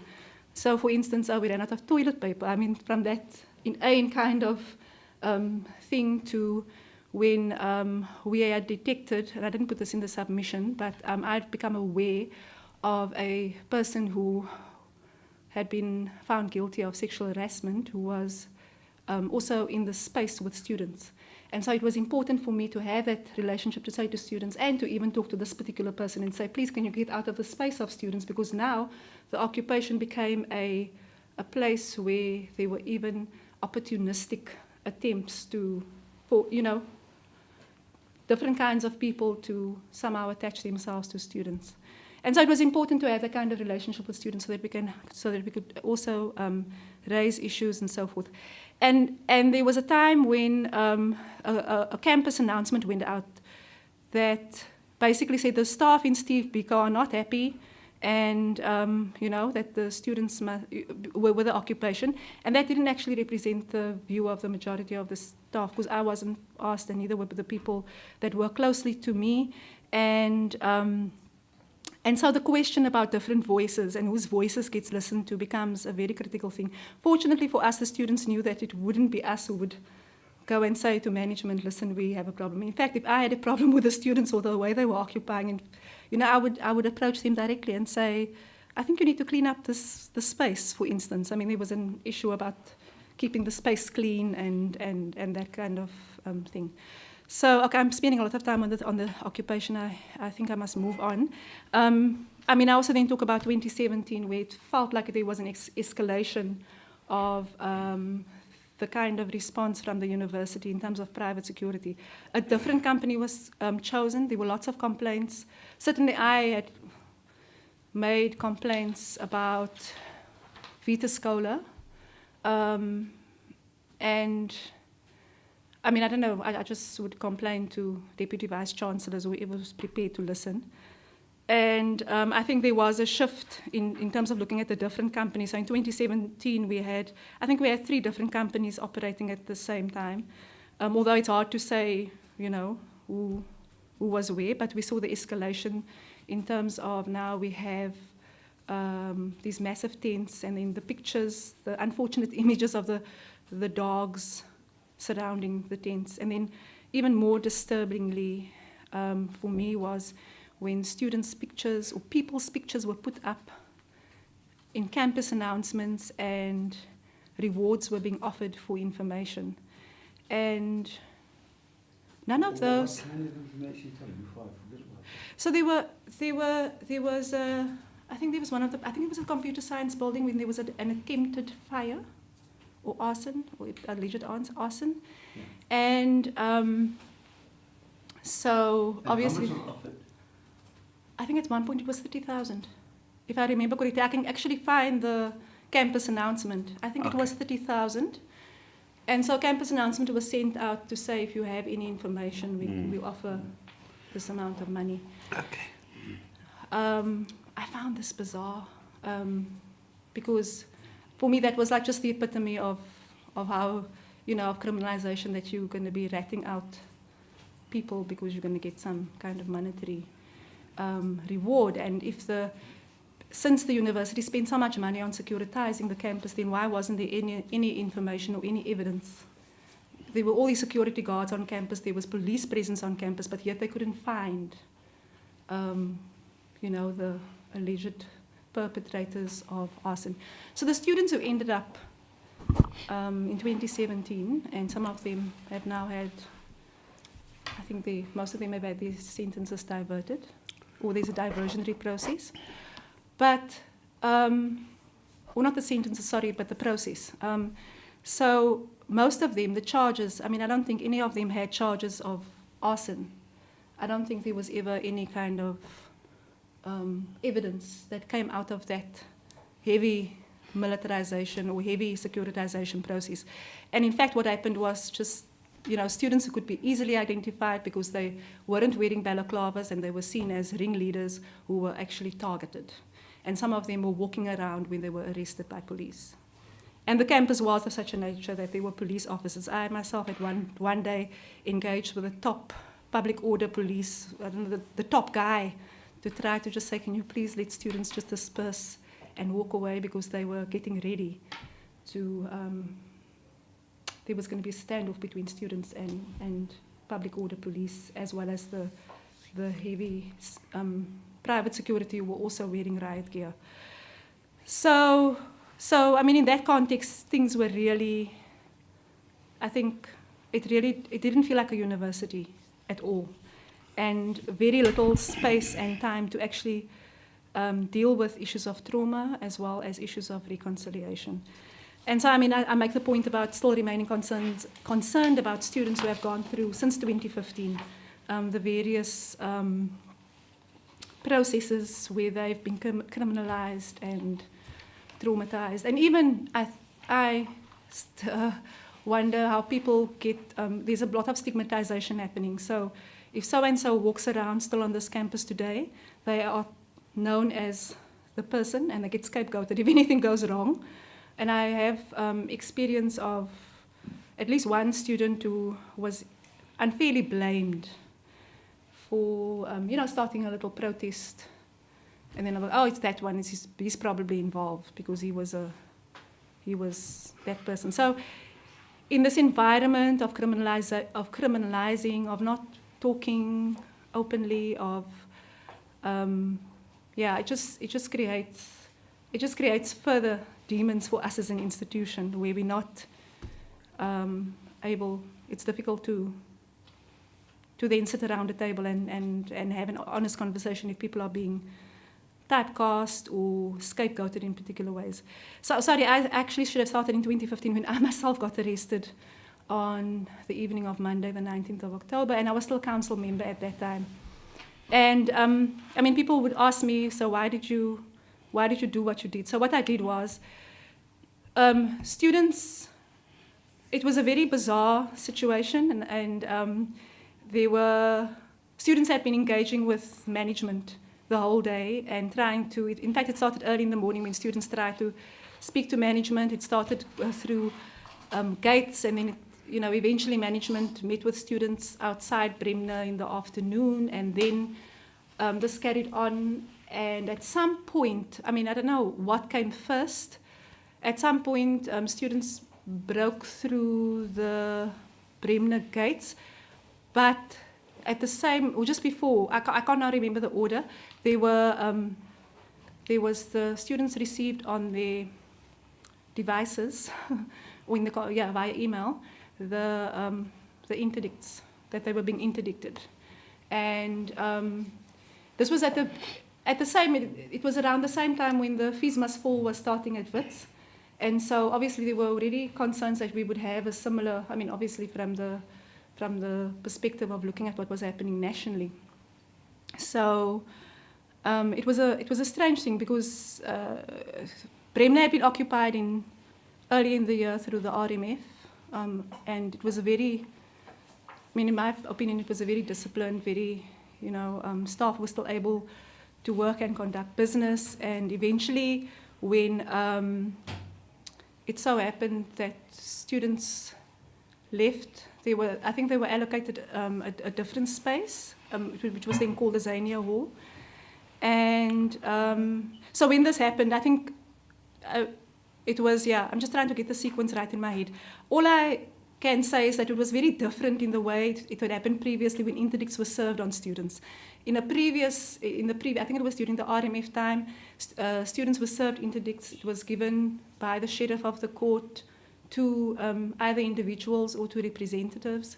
Now we had the sheriff of the court pitching up with police vans in tow, and they were coming more and more, and they were wearing riot gear, and they started robing and derobing. So while students were trying to talk to management about what was going on or what their particular demands were, all of this was happening. So it created a very tense environment, and so it was very unclear when the police were going to, because now students were going in, students and some staff, in fact, had gone into Bremner, into the building.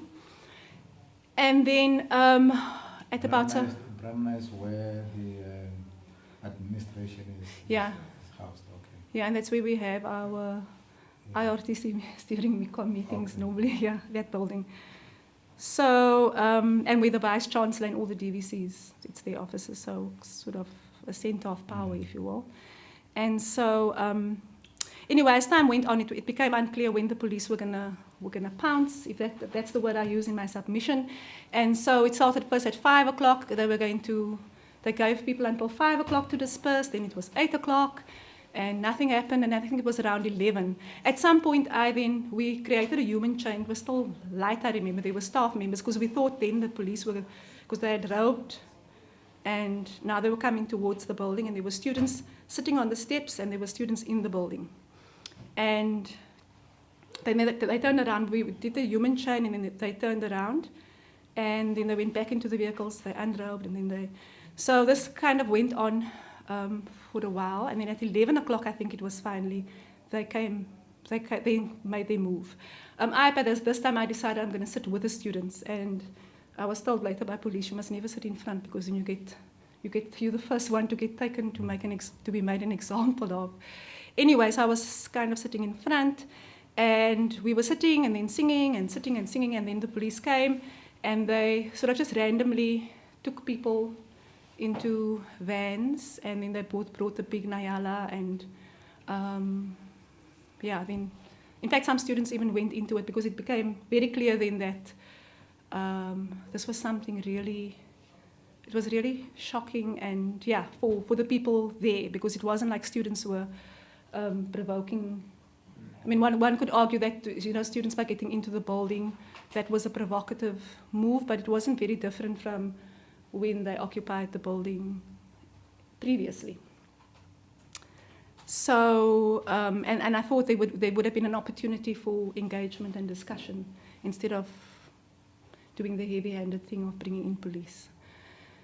So then, so we were taken we were just get in the back of the van, and I mean, the stun grenades were, so the Nyala came, students were taken in, and then the stun grenades were shot, and I mean, it just sounded awful. Sitting in the back of the van, it certainly sounded worse than probably what it looked like.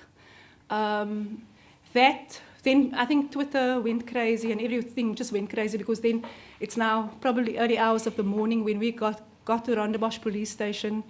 We were kept in the back of the van, and then we were let out and told that we could go.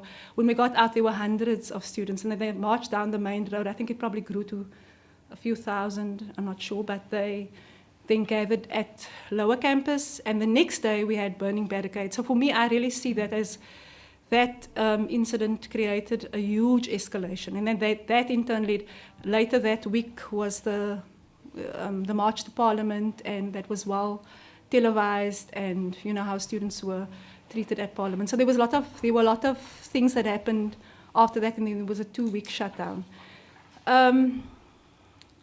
Yeah, so basically, when I look back, I see how the escalation continued after that. So generation, I call it like different, there were probably different generations of student leaders. So each new generation probably, you know, there was more of a response. So for instance, in 2016, that's when Vita Scola was probably the worst. I mean, Vita Scola I know is banned on, and I stand under correction, but I don't think UWC, for instance, wanted to employ or use their services. And I'm not sure about the track record, but certainly on our campus, they were not trained at all in terms of engaging with people. And I'm not sure if that's anyway the role of private security anyway. So at some point it became more preferable to have engagement with the police because you could talk to them. And I mean, that's a tough choice to have to make when you on a campus where it's supposed to be about teaching and learning.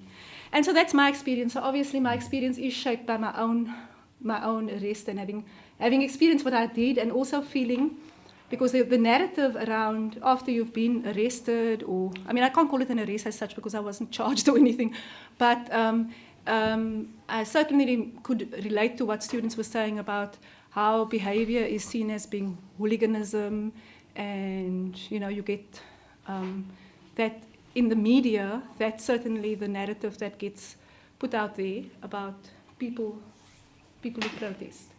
And so, and it wasn't that there was any kind of violence. I mean, in fact, we were led by an academic who was very clear about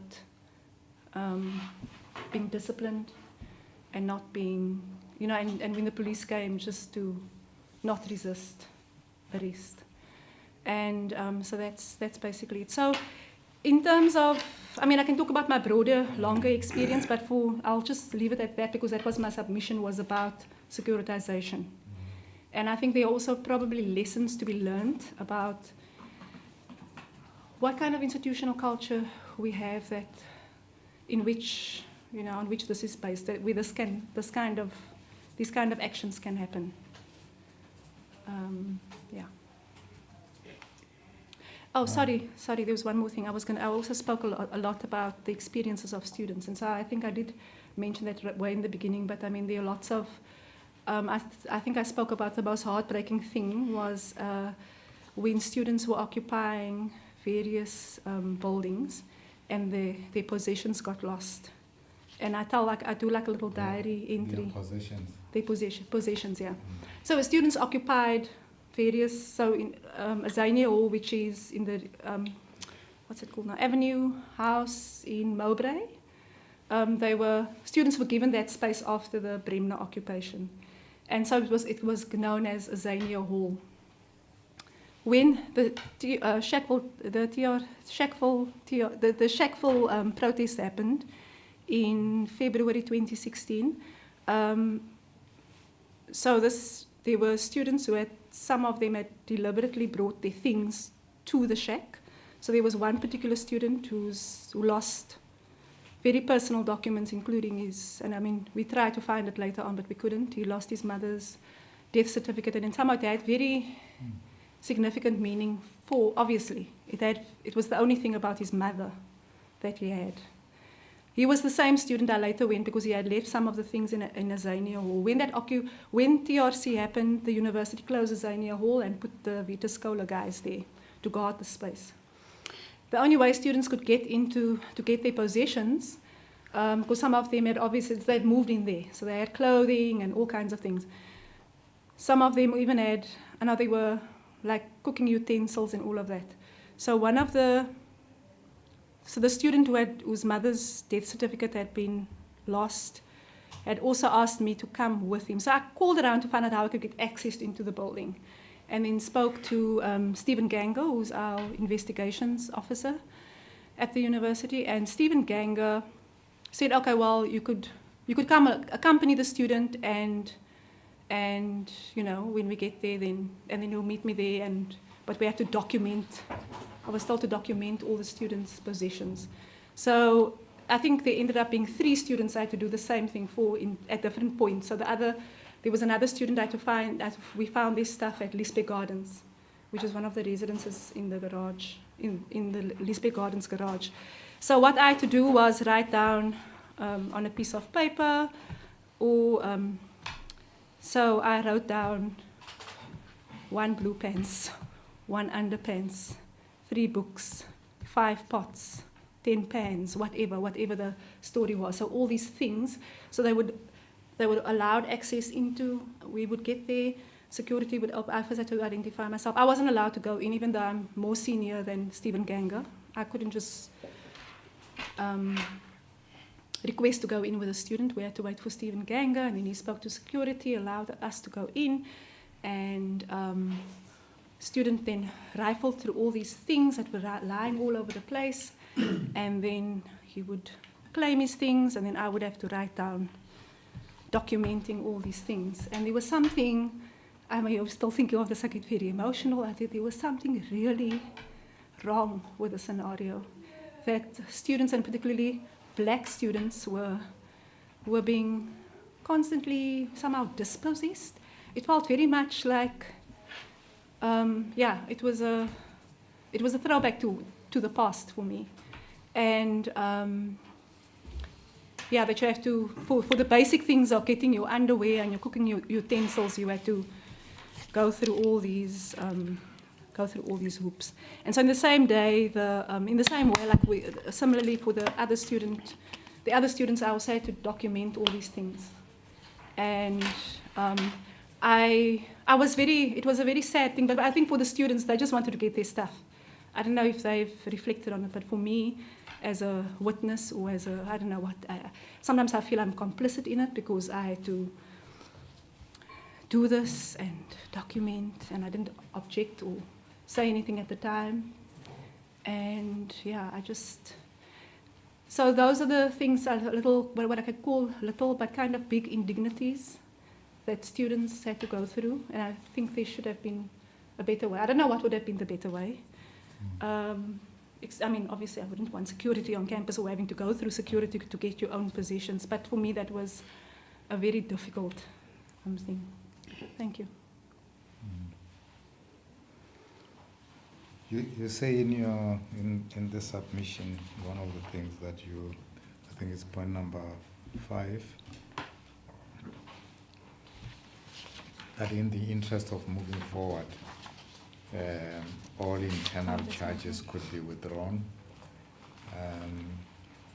I know that there are students, there are 3 categories of students: those who have been charged and disciplined, and they've gone through the whole process, and the second group, those who were charged, they were going through the process, but it was not concluded, and there are those who have been charged but don't even know about it. Yes. Do you know if there's been any movement at all on the part of management on any of these categories?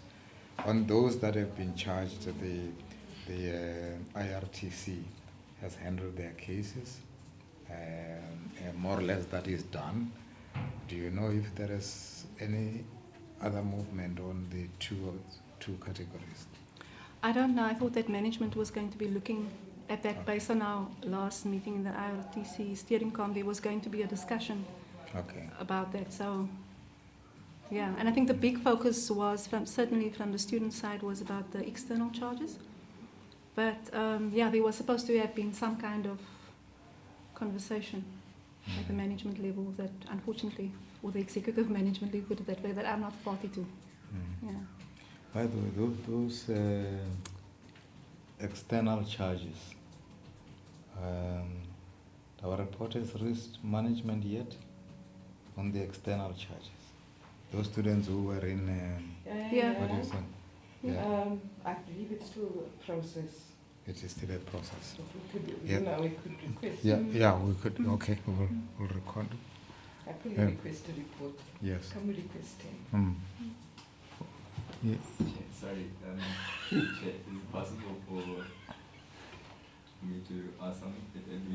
I'm not sure how this works in this close and only one person is allowed to speak, but one or two things that you spoke about on the night that you were arrested, that if the chair and the committee would allow, could say a few words about some clarity on one of those things. Or am I required to do my own submission on a different day? Student. Yeah. What's your name? My name is Ruach Slain. I'm a master student, a member of the movement. Sorry, you are? Ruach Slain. Yeah. I'm a student here at UCT. Okay. We know was present on the night. Okay. Okay. If she will allow you to use her time. Okay. I'll be very brief. The first thing was with regards to the interdict, which was presented on that day, and the unusual manner in which it was presented. It was sent out by email personally to all 26,000 people on the UCT mailing list. Myself and Brian, who were both listed on the interdict, found out about it through this public email. It was later dropped because there was absolutely no evidence or reason for us being interdicted. The second thing is that night when we were all seated, she mentioned some people were upstairs inside the administrative building, others were seated outside. There were a few academics, you mentioned one of them, who were assuming a role of speaking to the police, coming to speak to us to try and manage the situation.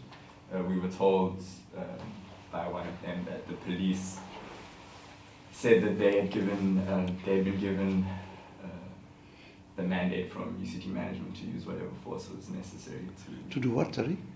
to use whatever force was necessary to make the students disperse outside, and that they were prepared to open fire. This was prior to anyone being arrested, which was part of the reason why those who were at the front leading us made sure that everyone was 100% disciplined. There was no retaliation or use of force. And thirdly, just to note that nothing had been burnt at UCT up until that day. The university can't do that. Can they give police instructions to use whatever force they deem necessary? No, I don't think they can. I think there was no truth in that. Even the police they didn't know what they were talking about. Yeah, we had a meeting with UCT management not long afterwards when the negotiation phase started after some of the protests that pushed things to that point, and we made, in fact, we have recording minutes of this, I think, in my, I'm going to make a submission and deal with this, but we spent a lot of time asking the university executive what were, because many of them didn't even realize that this had happened. Yeah. They were so surprised. And we said, so then what was the decision-making processes that led to this point? And we didn't get an answer. They kept reiterating that they took collective responsibility. But they never admitted that they told the police. None of them really seemed to know what was going on. So then it appeared as if the police had been given just free rein to do whatever they want at that point, and they said no.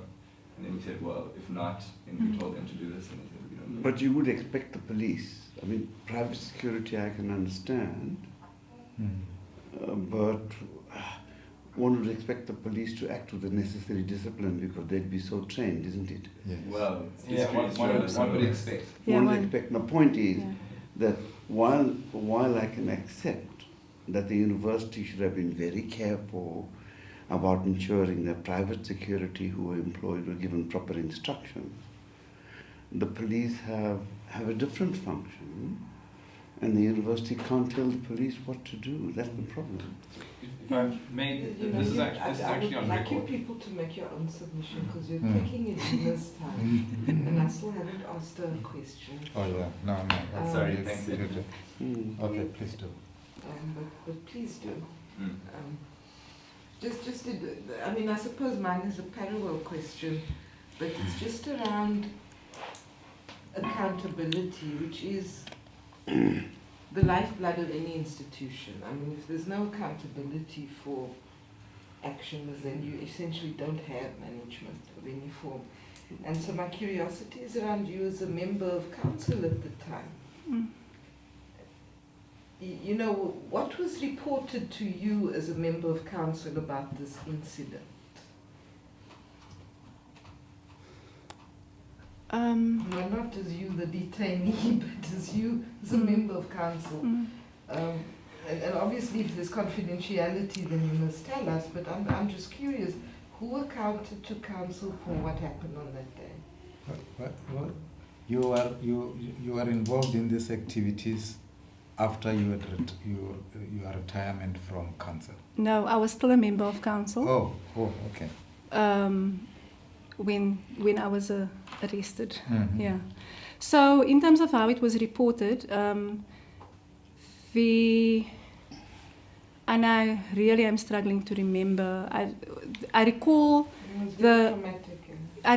there was a council meeting at the GSB. I think that was the Saturday after the Graduate School of Business. It was this, but by that time, it was either a week or two after the incident.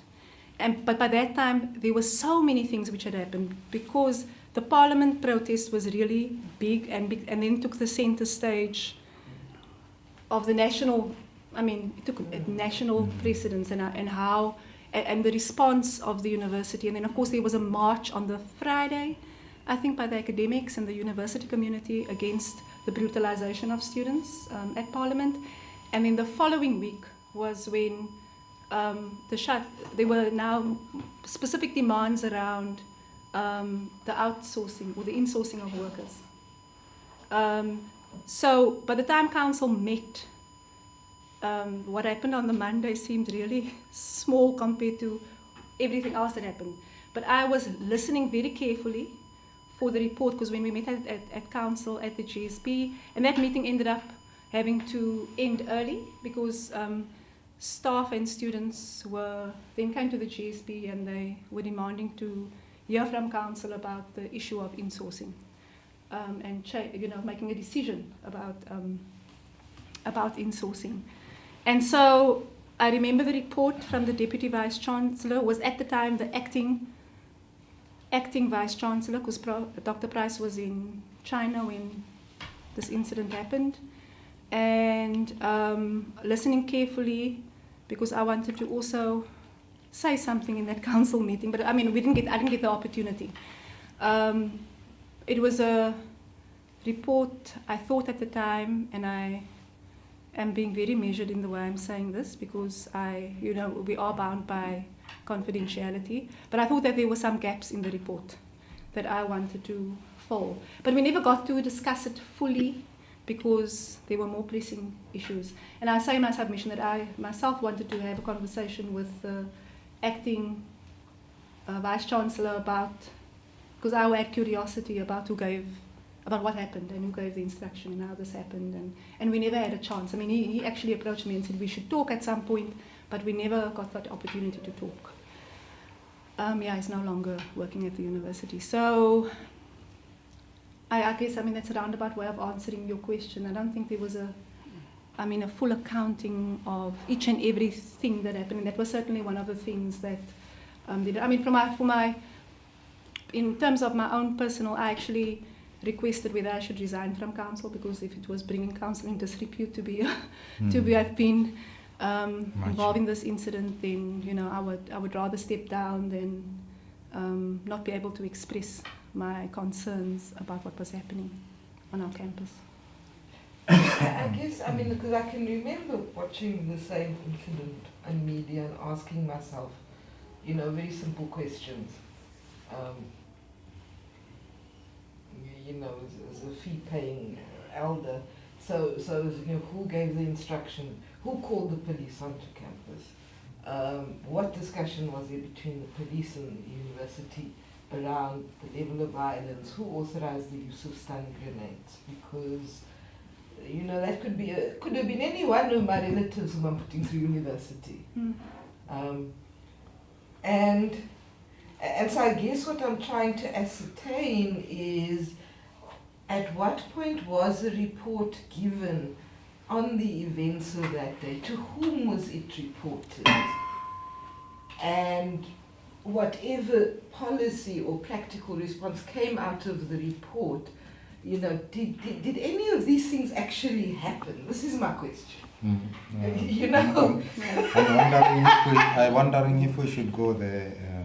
Yeah. Shouldn't we be asking the council that or management of the university rather Well, as an individual? I'm interested in to what extent an ordinary council member. I mean, I can easily say that in 2 generations association with the University of Cape Town, we've never had a white council member arrested, and I'm pretty sure if we had, there would be a commission of investigation. And here a black woman is arrested who's a member of council, and absolutely nothing appears to have happened at all. Do you understand what I'm saying? I understand all what you are saying, yeah. But that answers about who gave the instructions and so yes. We should rather ask, we are going to meet with, we should meet with the council and with the administration, ask them rather than ask her as an individual who is making a submission about that. And especially also because there are issues of confidentiality that are in the picture. Yeah, and I think it would be just to say that I think, to the extent that council minutes of that meeting can be made available, I think that's a request that must be made. Put online. No, council is a closed committee. Okay. Council is a closed committee. And of course the communication that happens, that must be probably authorized by whoever.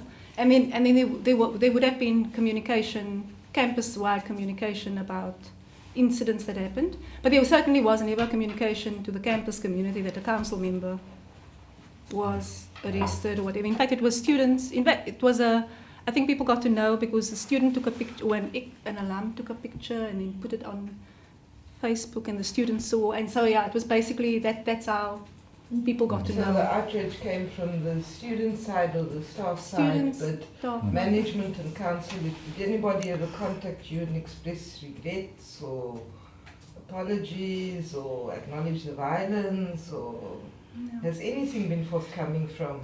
Well, my line manager, who's the executive director of student affairs, was very concerned about my well-being, and then there were individual colleagues that came from the executive who sort of approached me directly. And of course the acting VC, like I said, he said we must have a conversation, but we just never had the conversation. But that was the extent of it. I appreciated the words of support, and definitely the support from Dr. Munira Khan and from alum, my friends, and students, the Black Academic Caucus, who were incredibly supportive. We have run out of time. I wonder if yeah, I'm afraid I do. Yeah. What's you said you work in student affairs. What's your rank? So my rank is Director of Student Development. And what's the rank of your boss, your immediate boss? She's the Executive Director. Executive Director? Executive Director, Student and Affairs. And then her boss? Is the Deputy Vice Chancellor of Student Affairs. So it's from DVC down to Executive Director, down to Director. That's right. Okay, I understand that. And your immediate boss, what is her race? She's also a black woman. Sorry? Black woman. She's a black woman. Mm-hmm. And at your level in student affairs, are the people mainly black or many whites? So right now we are, at the director level, it's myself, Dr. Mutariki, and Ms. Nchongwana, black. All black. And then we have the director of student housing, Grant Willis, who's white. But he's part of student affairs. Yes, so we accountable to the deputy director. To the executive director. That's right. That's right. Okay, just as you are accountable to the executive director. Yeah. And then at the lower level, are there many white people in student affairs? It's more black. Yeah. More black than white. Yeah. So again, student affairs is different from the rest of academics because you have many people who are black who work there, and there can't be a complaint of black exclusion as far as that department is concerned. Yes, in terms, in terms of employment equity, there's it's more diverse than the academic departments, definitely, and we have been much better in terms of transforming. More diverse. Yeah, and but I mean, historically there have been pockets, but that's changing. There have been pockets where you find, you know. And the DVC is a white person? No, also a woman of color. At the moment, a woman of color, Doretta Ferris. That is fascinating. All right. But she wasn't the DVC when I was arrested. She wasn't the DVC, so it was. So who was the DVC when you were arrested? Gosh, was it? I know there were so many changes that it was Anwar. It was an acting DVC, which was Prof. Moore, Anwar Moore from Health Sciences. Okay, what race is he? Black male, Black Indian. Okay, so did anybody raise problems with your being too close to the students or something, and bringing the university into disrepute by being with the students and getting yourself arrested? Did anybody express any criticism of your conduct? Not to my face. I don't know what people say, obviously. Because you only have black people as your bosses, I suppose, in a way. Yeah, I mean, no one. My boss was more concerned about my well-being, and also, I think a note that she made, which I took to heart, was, you know, there are times when we need to be supportive to students. We can't. We always have to be supportive to students. So when we get arrested, we're not going to be able to be there for students. So I mean, it was more on a very practical note that she raised that. Just one more question, because we're running out of time. I would personally, and I'm sure the Commission too, would be very interested, even if you wanted it confidential, that would be fine. If you gave us some kind of written document about your perception of racism on the campus, student experiences, the attitude of white people, how you feel it, how students feel it, and so on. Would you be happy to help us with that sort of... I know you came here for a different purpose, but I have the sense that you might be able to help us with your deep understanding of particularly students and student affairs, and for the time that you've been there. Yes, I can definitely do that, Chi.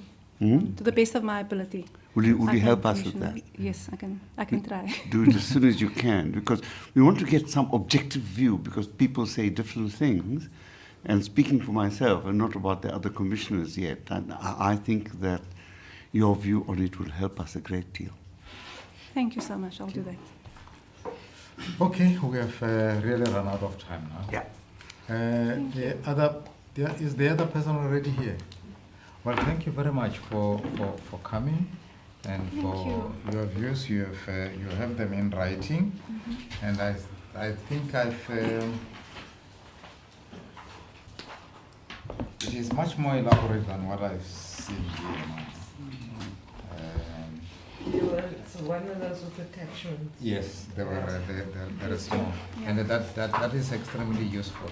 And we'll be able to go back and buttress what you have given now with the written submission you have made. Okay. And if this one can come, I think that would be useful. Having been close to the students, you might be able to say, how do they perceive the environment here?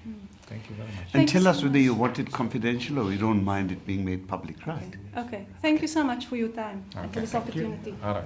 Thank you.